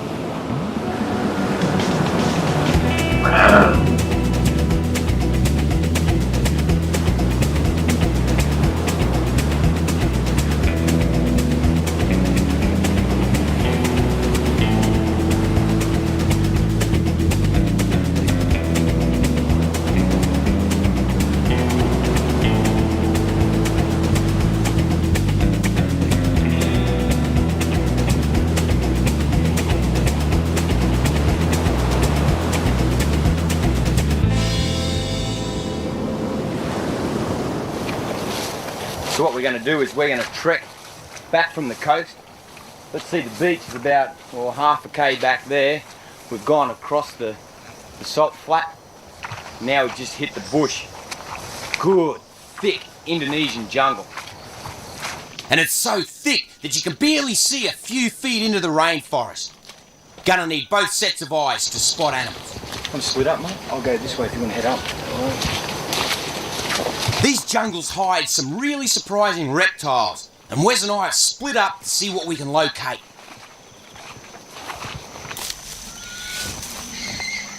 Oh, what a little treasure. How's this? I got him. Oh, he's upset. You're upset. You're upset. Don't be upset. Wow, what a spectacular little snake. This is only a baby, but this is the paradise flying snake. Flying snake. They can actually glide. They go up to height, and when they want to get from one tree to another, they spread their scales, spread their belly out, like a cobra does, only down the entirety of their body, spread out, catch a bit of air, and glide from one tree to another. Now, they are slightly venomous. He's shaking around. He's uninclined to bite. Have a look at the gorgeous orange coloration on his back. You're all right, sweetheart. You're all right. Settle down now. He's really upset. Now, this is only a baby, maybe 2 years of age. They get pretty big, up over 4 feet in length. Imagine that, a flying snake. I couldn't be so lucky, could I? I guess I am. What a little pearler. Where you go, mate?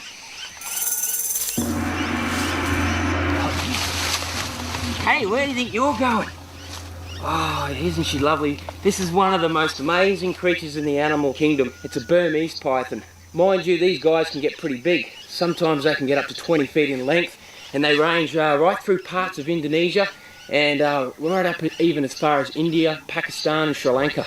They can live in all sorts of climates, from dry areas to rainforests to even mangroves, and they are just so gentle. What are you after, some rats, or are you just getting some sun? I'll let you go on your way, sweetheart.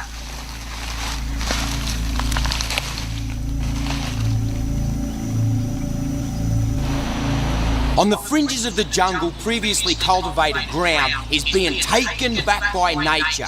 Unless the farmers are constantly clearing the land, the rainforest actually moves back in, especially this time of the year when growth is really rigorous.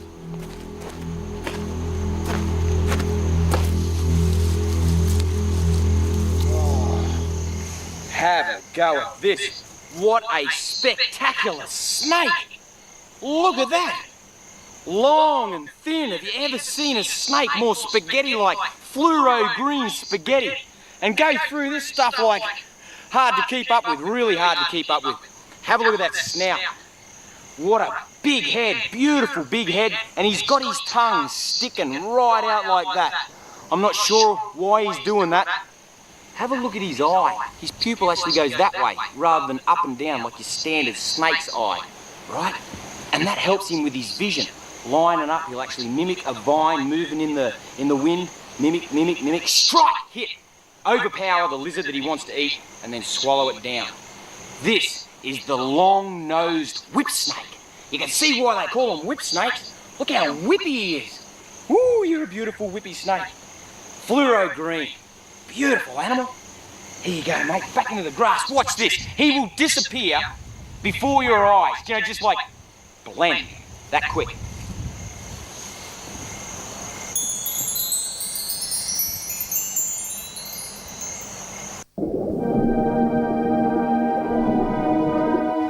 I can't believe my luck. The richness of this waterhole is fantastic. Everywhere I look, there's gators, from 1 foot to 10 foot. Have a look at this little tacker. You can see it only be about that long. It's newly hatched. You all right, little fella? So I want to find out where his mum is. The more you look and concentrate, the more little heads are popping up. Ah.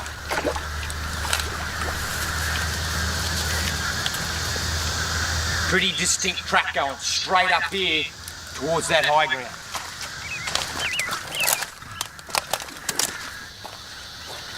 Haha. This busted eggshell leads straight up from the water, straight to here. And have a look at all the eggshell here, even on the log. Look at that, hatched. That's a hatched egg. What they do is they'll use this rotting debris and they'll scrape up, they'll use their back legs, scrape up this big compost heap. Of course, the eggs will be laid down in here. They hatch out, Mum digs them up, takes them down to the water and looks after them. What an excellent nest site. It's on a bit of a natural berm, on a high bank, out of the watermark. And look at this. Look at that, beautiful, rich. And they'll come back year after year and continue to use it.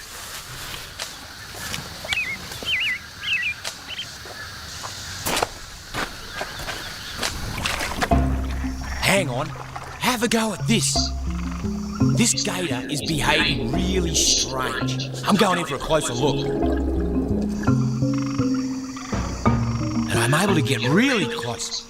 What the heck is going on here?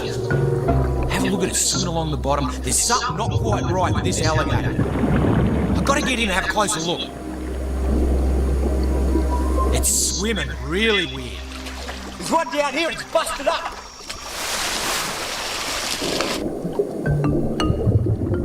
I'm going in, I've got to grab it. The thing with any alligator, no matter how busted up, is overpowering it without getting your arms ripped off. I can see that it's certainly got a good set of teeth and a big head. I won't want to take a whack from this or it may remove my arm or my hand. Got it. Just about got it up on the log. The only vantage point to get it out of the deep water where I can physically hold it. You can see this big hit. In here, look at this. It's not a real fresh injury, but it's a pretty heavy injury nonetheless. But the worst thing... Come here, buddy. Is this tail. You're all right. That's the most debilitating injury that an alligator could sustain. You can see tail's been ripped clean off. Whew. Probably by another alligator. And it's, you can see, just jog around here a little bit. This is a great demonstration of just how rugged these animals are. Date back to the dinosaur era. And one of the reasons why is they're tough. See that amputated front leg? It's completely healed. And they've got a great set of teeth. Even though it's having trouble getting away from me, a potential predator, something it should live in fear of, it's obviously been able to hunt, feed itself, because it's not as skinny as I first thought. Around the neck, it's not real fat, but it's far from what I'd call emaciated. Beautiful animal, got a fair bit of go in it, but now that I got it out on the log, and we had a bit of a struggle in the water, I'm pretty confident that I could let her go, and that she'll survive. It's a tough life out here. Really, really tough. Hang in there, sweetheart. Gee, they're a rugged animal, aren't they? Tough as nails. I'll just see if I can slide her back into the water. Good luck, sweetheart. There you go.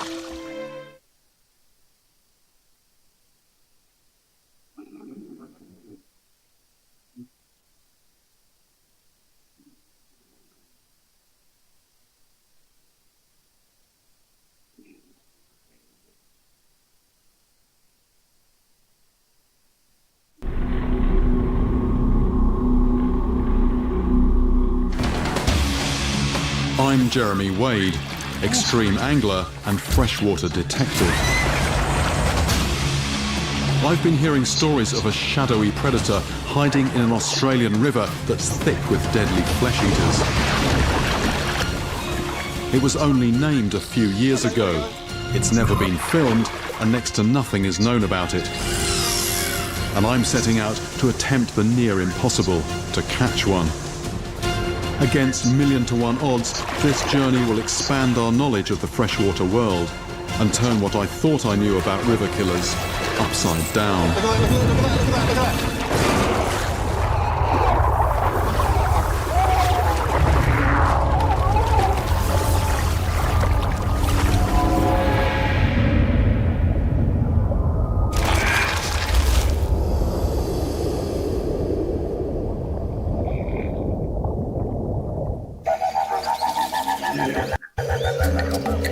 Last year, I travelled to Australia's Fitzroy River, one of the most extreme and least explored waterways on the planet, and one renowned for its man-eaters. I discovered that 2 of its most impressive predators were interlopers swimming in from the sea. Yeah, something on there. One looked murderous. Oh, it's a swordfish. But it's a gentle giant. The other is a known killer, the bull shark. But I also heard rumours of another predator swimming in from the open ocean. One so elusive, it was only discovered 10 years ago. So mysterious, next to nothing is known about it, and so rare that only a handful have ever been caught. The glyphis shark. More people have walked on the moon than have caught this fish on rod and line, but I've not been able to forget about it. So I've come back to Western Australia to see if I can catch this very rare fish and find out if it's a potential killer.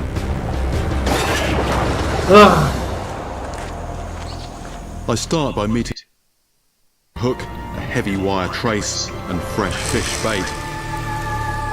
If there is a glyphis down there, I'm ready for it.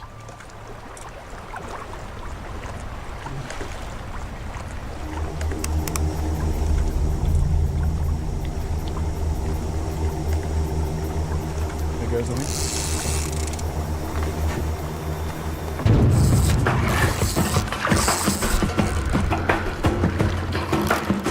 Bloody hell. That's the way it's hanging. Mystery fish, just saw a flash of grey. That sort of explosion and rapid change of direction, that's interesting. How close to the sea? Yeah, it's a whip ray, long.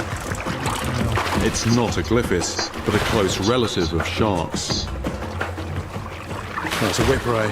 Bite-wise, nothing really going on there. They do have teeth, but they're not cutting teeth, they're just flat and blunt. With rays, it's not the teeth you have to worry about. I caught a giant freshwater stingray in Thailand. The barb on its tail 10 inches long, covered in thick toxic mucus and capable of inflicting horrific wounds. This ray is smaller, but just as deadly.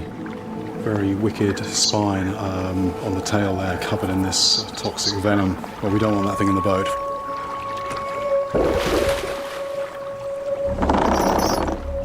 The thing about the tide moving up and down is that the current patterns change. The fish are probably going to be on the move. What the water's doing is quite dynamic, and we need to follow suit. Although it looks calm on the surface, the currents are running up to 10 knots. And with the sands constantly shifting, suddenly the river has become a minefield.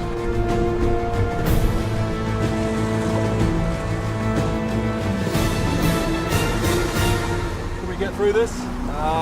It is very shallow. I'm not sure that we will. If we ground in current this quick, it could roll the boat. I'm going to have to get out of here pretty quick.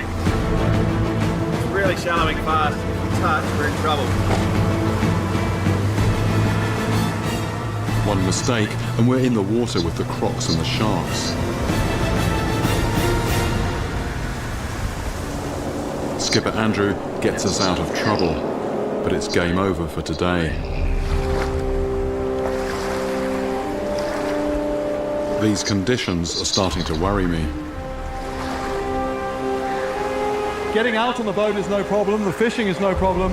What's the problem is getting back. Today it was really hairy, and if it stays like this, actually, going out tomorrow might not be safe.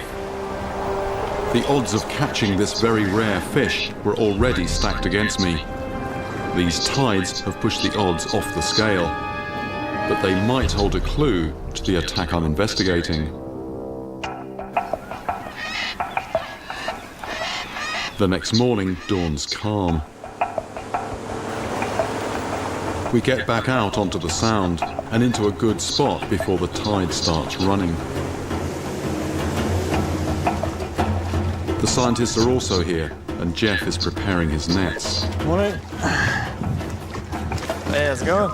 All right, you're just waiting for the tide, yeah? Yeah.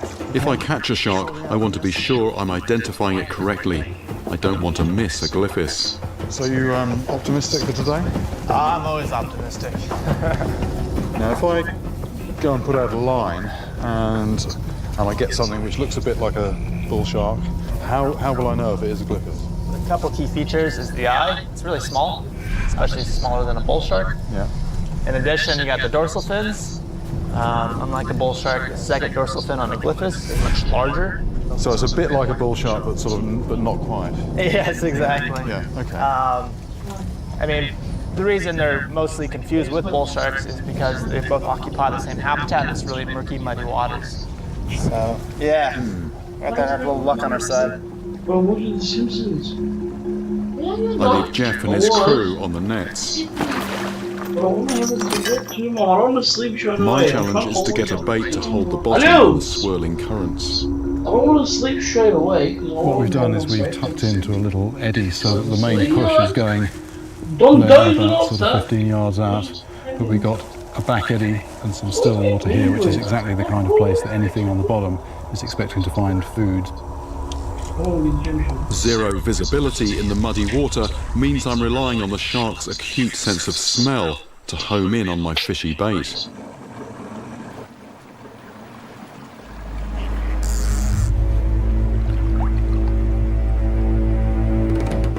I think there's something there.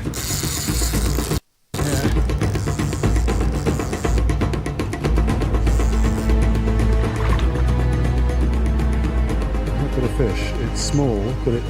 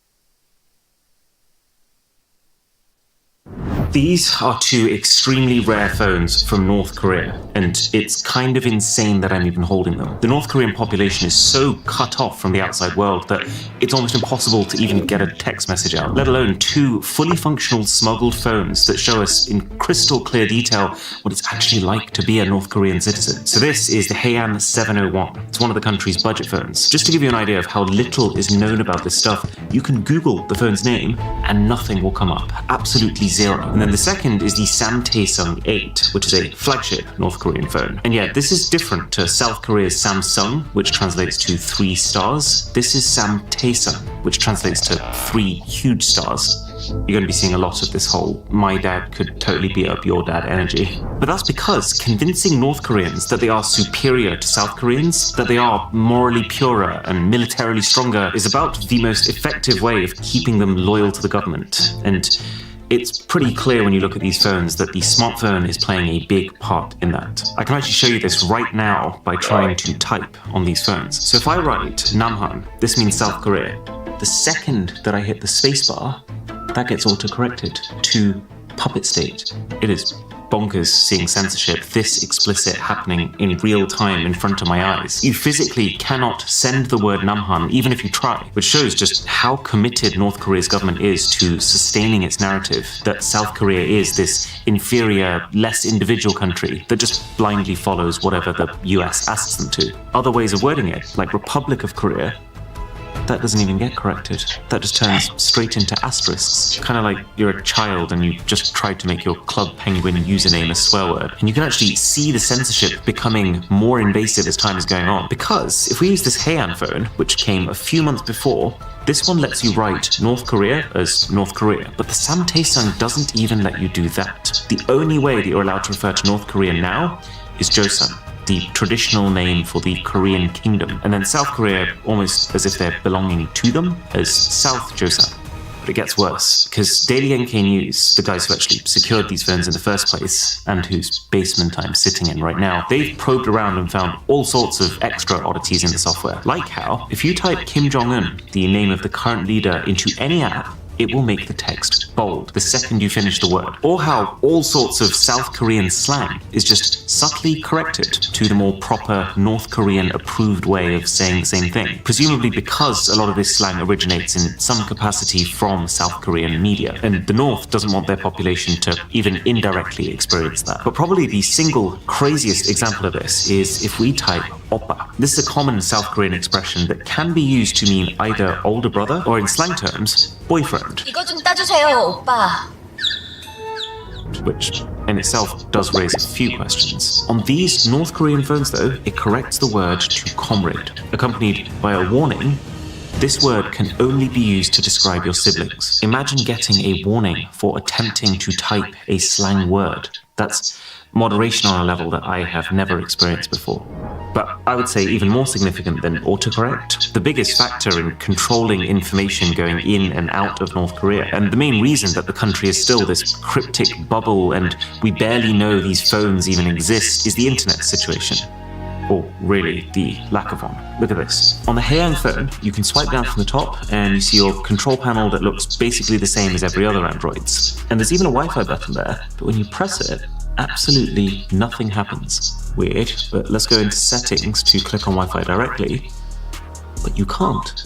And they've actually gone a step further with this more recent Samtaesang, because you go into the quick settings, there isn't even a Wi-Fi icon at all. It's like they don't want you to even consider that the feature could be as accessible as that. The only way to get something that even resembles Wi-Fi is this. It's called Mirai, and it needs so many details from you, including your government ID and an authenticated North Korean physical SIM card, that it's pretty safe to assume everything you do while using it can be traced right back to you. And even with all of that, this still doesn't get you onto the internet. There's actually no way for a North Korean citizen to do that. All this can get you is access to a highly curated North Korean intranet, where you can look at specifically government-approved TV, news, propaganda, and apps. More on that in a bit, but the key thing to know for now is it doesn't look like it would be a great experience. The app itself tells you to expect speeds between 2 and 33 megabits per second, less than a 14th of the speeds that South Koreans are getting on their public Wi-Fi. I imagine the way that North Korea's leaders are seeing this is they know that the second they give their population access to the open World Wide Web, it's game over for being able to control the way they act and think. But at the same time, they can't give the people nothing if they're trying to convince them that their country is truly superior to all others. Hence this careful substitution of traditional Wi-Fi features for this highly traceable Wi-Fi equivalent that reinforces national pride as opposed to diluting it. But those speeds are so dated. And to be honest, everything about using both of these phones feels dated. Like, it's pretty sad, but this Samtae is one of their modern flagship phones. It was only released recently in 2023 in North Korea. It was priced pretty close to $1,000, but it looks like a mid-range Huawei phone from 2021. Actually, let me be clear. It really looks like a mid-range Huawei phone from 2021. I'm almost getting deja vu looking at it. The way the camera module has an identical style and position, the way the body and the screen curves around in a seemingly identical way, even this incredibly unique Huawei-style cutout around the buttons and this red line in the middle of the power key is the same. Plus, for security reasons, I've got to keep the IMEI number hidden. But when we traced it back, it does look like this phone was manufactured in China, just like Huawei phones. So I think there's two possible explanations. Either this phone was actually secretly made by Huawei themselves and supplied to North Korea for them to add their software layer, or Samtae just decided, we like the look of that one, let's copy it. Because you're about to see this yourselves, but so much of the content on these phones is copied content already. Why not the phone design too? But also that, unlike the Huawei that this looks so similar to, this phone does have a thicker bezel and a notch, this extremely tasteless font on show throughout the whole user interface, and then the only form of branding on the camera is a feebly written 64 megapixel that gives me absolutely zero reassurance it's going to be a good experience. And it is not. On the Haeyang phone, we're just getting extremely poor, grainy image quality all around. And even though there are 3 cameras on the back of this phone, there is still no ultra-wide and no zoom. So both extra cameras are just useless macro and depth cameras. A trend that, globally speaking, started to die out pretty fast after 2020. And so the idea that this thing released in 2023 with that kind of setup shows the time lag that we're operating with here. And then on the flagship Samtae, the camera is super buggy. We couldn't even get it to flip around to the rear cameras. It's also got this really unusual watermark plastered over it, which when we reverse, it spells out, please contact Hynetron. Now, I did a little digging and turns out Hynetron is a small, private, China-based company who makes a lot of smartphone parts. So it kind of looks here like they've supplied some of the bits for this phone, but then North Korean Samtae has just not paid their license fee or something. Regardless though of whether this phone is a secret Huawei collab or just a blatant ripoff, it doesn't change the fact that it is terrible value when you consider the global market. But that makes a lot of sense. With North Korea, we are talking about a very unusual market that has almost no competitive pressure. There's almost no incentive to give people cutting-edge tech. And if anything, the more dated the tech, the simpler it is, and therefore the easier it is going to be to control. That would also explain why the Haeyang is still running Android 10 with seemingly no ability to update beyond that, and why Samtae is stuck on Android 11, making it 5 years worth of updates behind current Android. Let me show you what I mean by all this copied stuff. So there is an app literally here with a Microsoft Word logo. You open it up and it gives you the option for Excel, PowerPoint and Word, but I can assure you what you are getting here are not Microsoft apps, not even close in functionality. I would actually go as far as to say that at least 50% of the icons that you see on these phones are stripped directly from other companies, like File Manager and Compass. Those are basically Huawei icons that are very slightly reskinned. Maps is an almost one-to-one of the Google Maps icon. This random game uses the same icon as the Mobi Office work application. But let's just zoom out for a second. Even the official Samtae wallpaper, I'm pretty sure they have literally just downloaded the wallpaper from an Honor phone and then added an 8 to it. And then if I go over here to the About Phone section, I recognize that image. That image is actually stripped straight from the promo material of the completely different looking Huawei Mate 30 Pro phone from years ago. And yet it is serving as the poster image for the Samtae 8, which makes me side with the theory that this is a copy of Huawei as opposed to made by Huawei. Because if it was made by Huawei, surely the company would use an image that at least matched the design of the phone. There's a whole library of informational videos that you can buy as part of North Korea's intranet, like this one, all about the football club Arsenal. And on the face of it, you're like, oh, this is really premium, how professionally produced. But look a little closer, and you can see this is actually ripped straight from an Amazon Prime series. It's just instead of Stay in the Game, it's titled Sweat for the Win. And it's got the logo of a North Korean company plastered across the entire length of it. But there is literally no way that this North Korean company could have bought the license to sell this content, since there are literally sanctions on US companies like Amazon for collaborating with them. There's games too, tons of them, but I just want to show you this football game for a second. It opens with, bizarrely, the same logo that we just saw on the Amazon Prime show, so it seems like this is some sort of large-scale media redistribution brand who's taking international content and making it North Korea compliant. Then we see the boot up screen with the game's title being International Soccer League 2.0, which is just so interesting because this shot of Messi's face, I reverse image searched it, is not from International Soccer League 2.0, but instead a screen grab from a trailer of Japanese-made Pro Evolution Soccer. The other thing that I think is absolutely fascinating about this football game is the Asian players are missing. Like, you can select the team, Tottenham Hotspur, with all the correct roster as of 2022 when the game was launched, but with the only South Korean member of that team, Son Heung-min,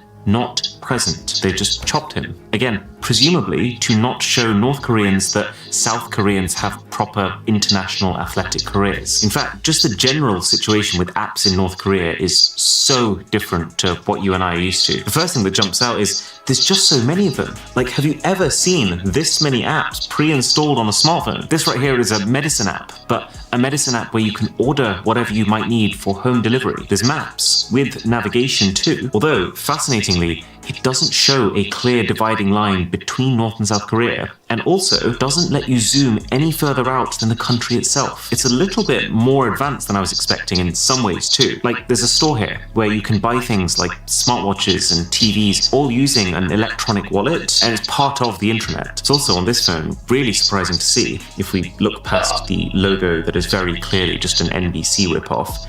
This is online gambling, with even the option for sports betting, as well as just a pretty hefty catalogue of video content that you can download onto the phones. But you can also see that the North Korean government's influence permeates every layer of this, even the types of movies available. I couldn't find one from the US or South Korea, but Russian movies? Loads of them. Remember, the criteria here is not which movies does the North Korean population like the most, it's which movies does the regime want the population to watch. And so it makes sense that it's all filled with Russian content, since Russia is one of North Korea's closest political allies, and Russian ideologies line up very closely to North Korean ones. There's also, weirdly, a bunch of Indian movies, including ones that I've seen before, like 3 Idiots. The link between North Korea and India isn't as clear-cut, but the guys from Daily NK have a theory that Indian culture hits a bit of a sweet spot. It's kind of different enough to seem exotic and interesting to North Koreans, but while still not posing a threat to their culture in the way that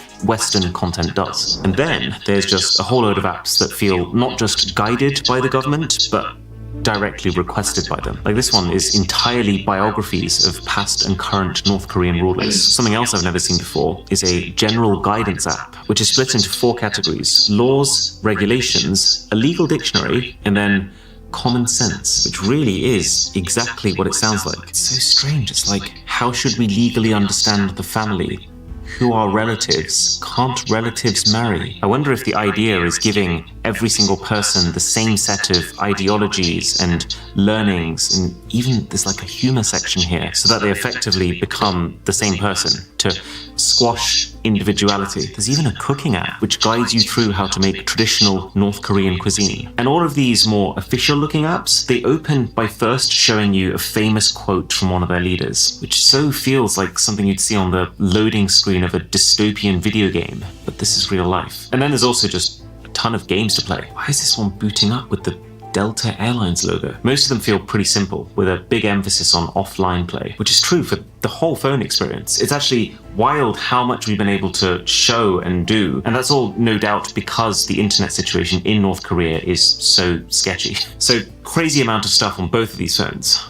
But there's a very good reason for that. See, getting new apps is not as easy for North Koreans as it is for us. They have an app store. You can download apps on your own, but, and I can't actually quite wrap my head around how this is the reality, you can't open those apps until you've taken your phone to an in-person store where they will authorize them for use and download the necessary back-end data for them to function. And believe it or not, there's an extra wrinkle that comes with this. Your apps in North Korea expire. So this one here is telling me it's run out and is basically asking if I want to pay for 6 months or for 12 months for a bit of a discount, effectively making every app a paid subscription, even ones you would not expect to be, like the laws of North Korea. Bearing in mind, North Korea is one of the poorest countries in the world, with its national income per person being just 3.4% of that of South Koreans. This feels like a pretty tough pill to swallow. I think it's likely that just the concept of being able to sustain a large library of apps is a luxury that very few will be able to afford. And that's assuming you can even afford the phone in the first place. Now, even if you did find a way to sideload your apps without going to a physical store for that authorization, or if you found a way to get around the app expiration system, which we realize you could temporarily do just by changing the date on your phone to an earlier one, there's a very important reason why you might not want to try that in North Korea. And it's called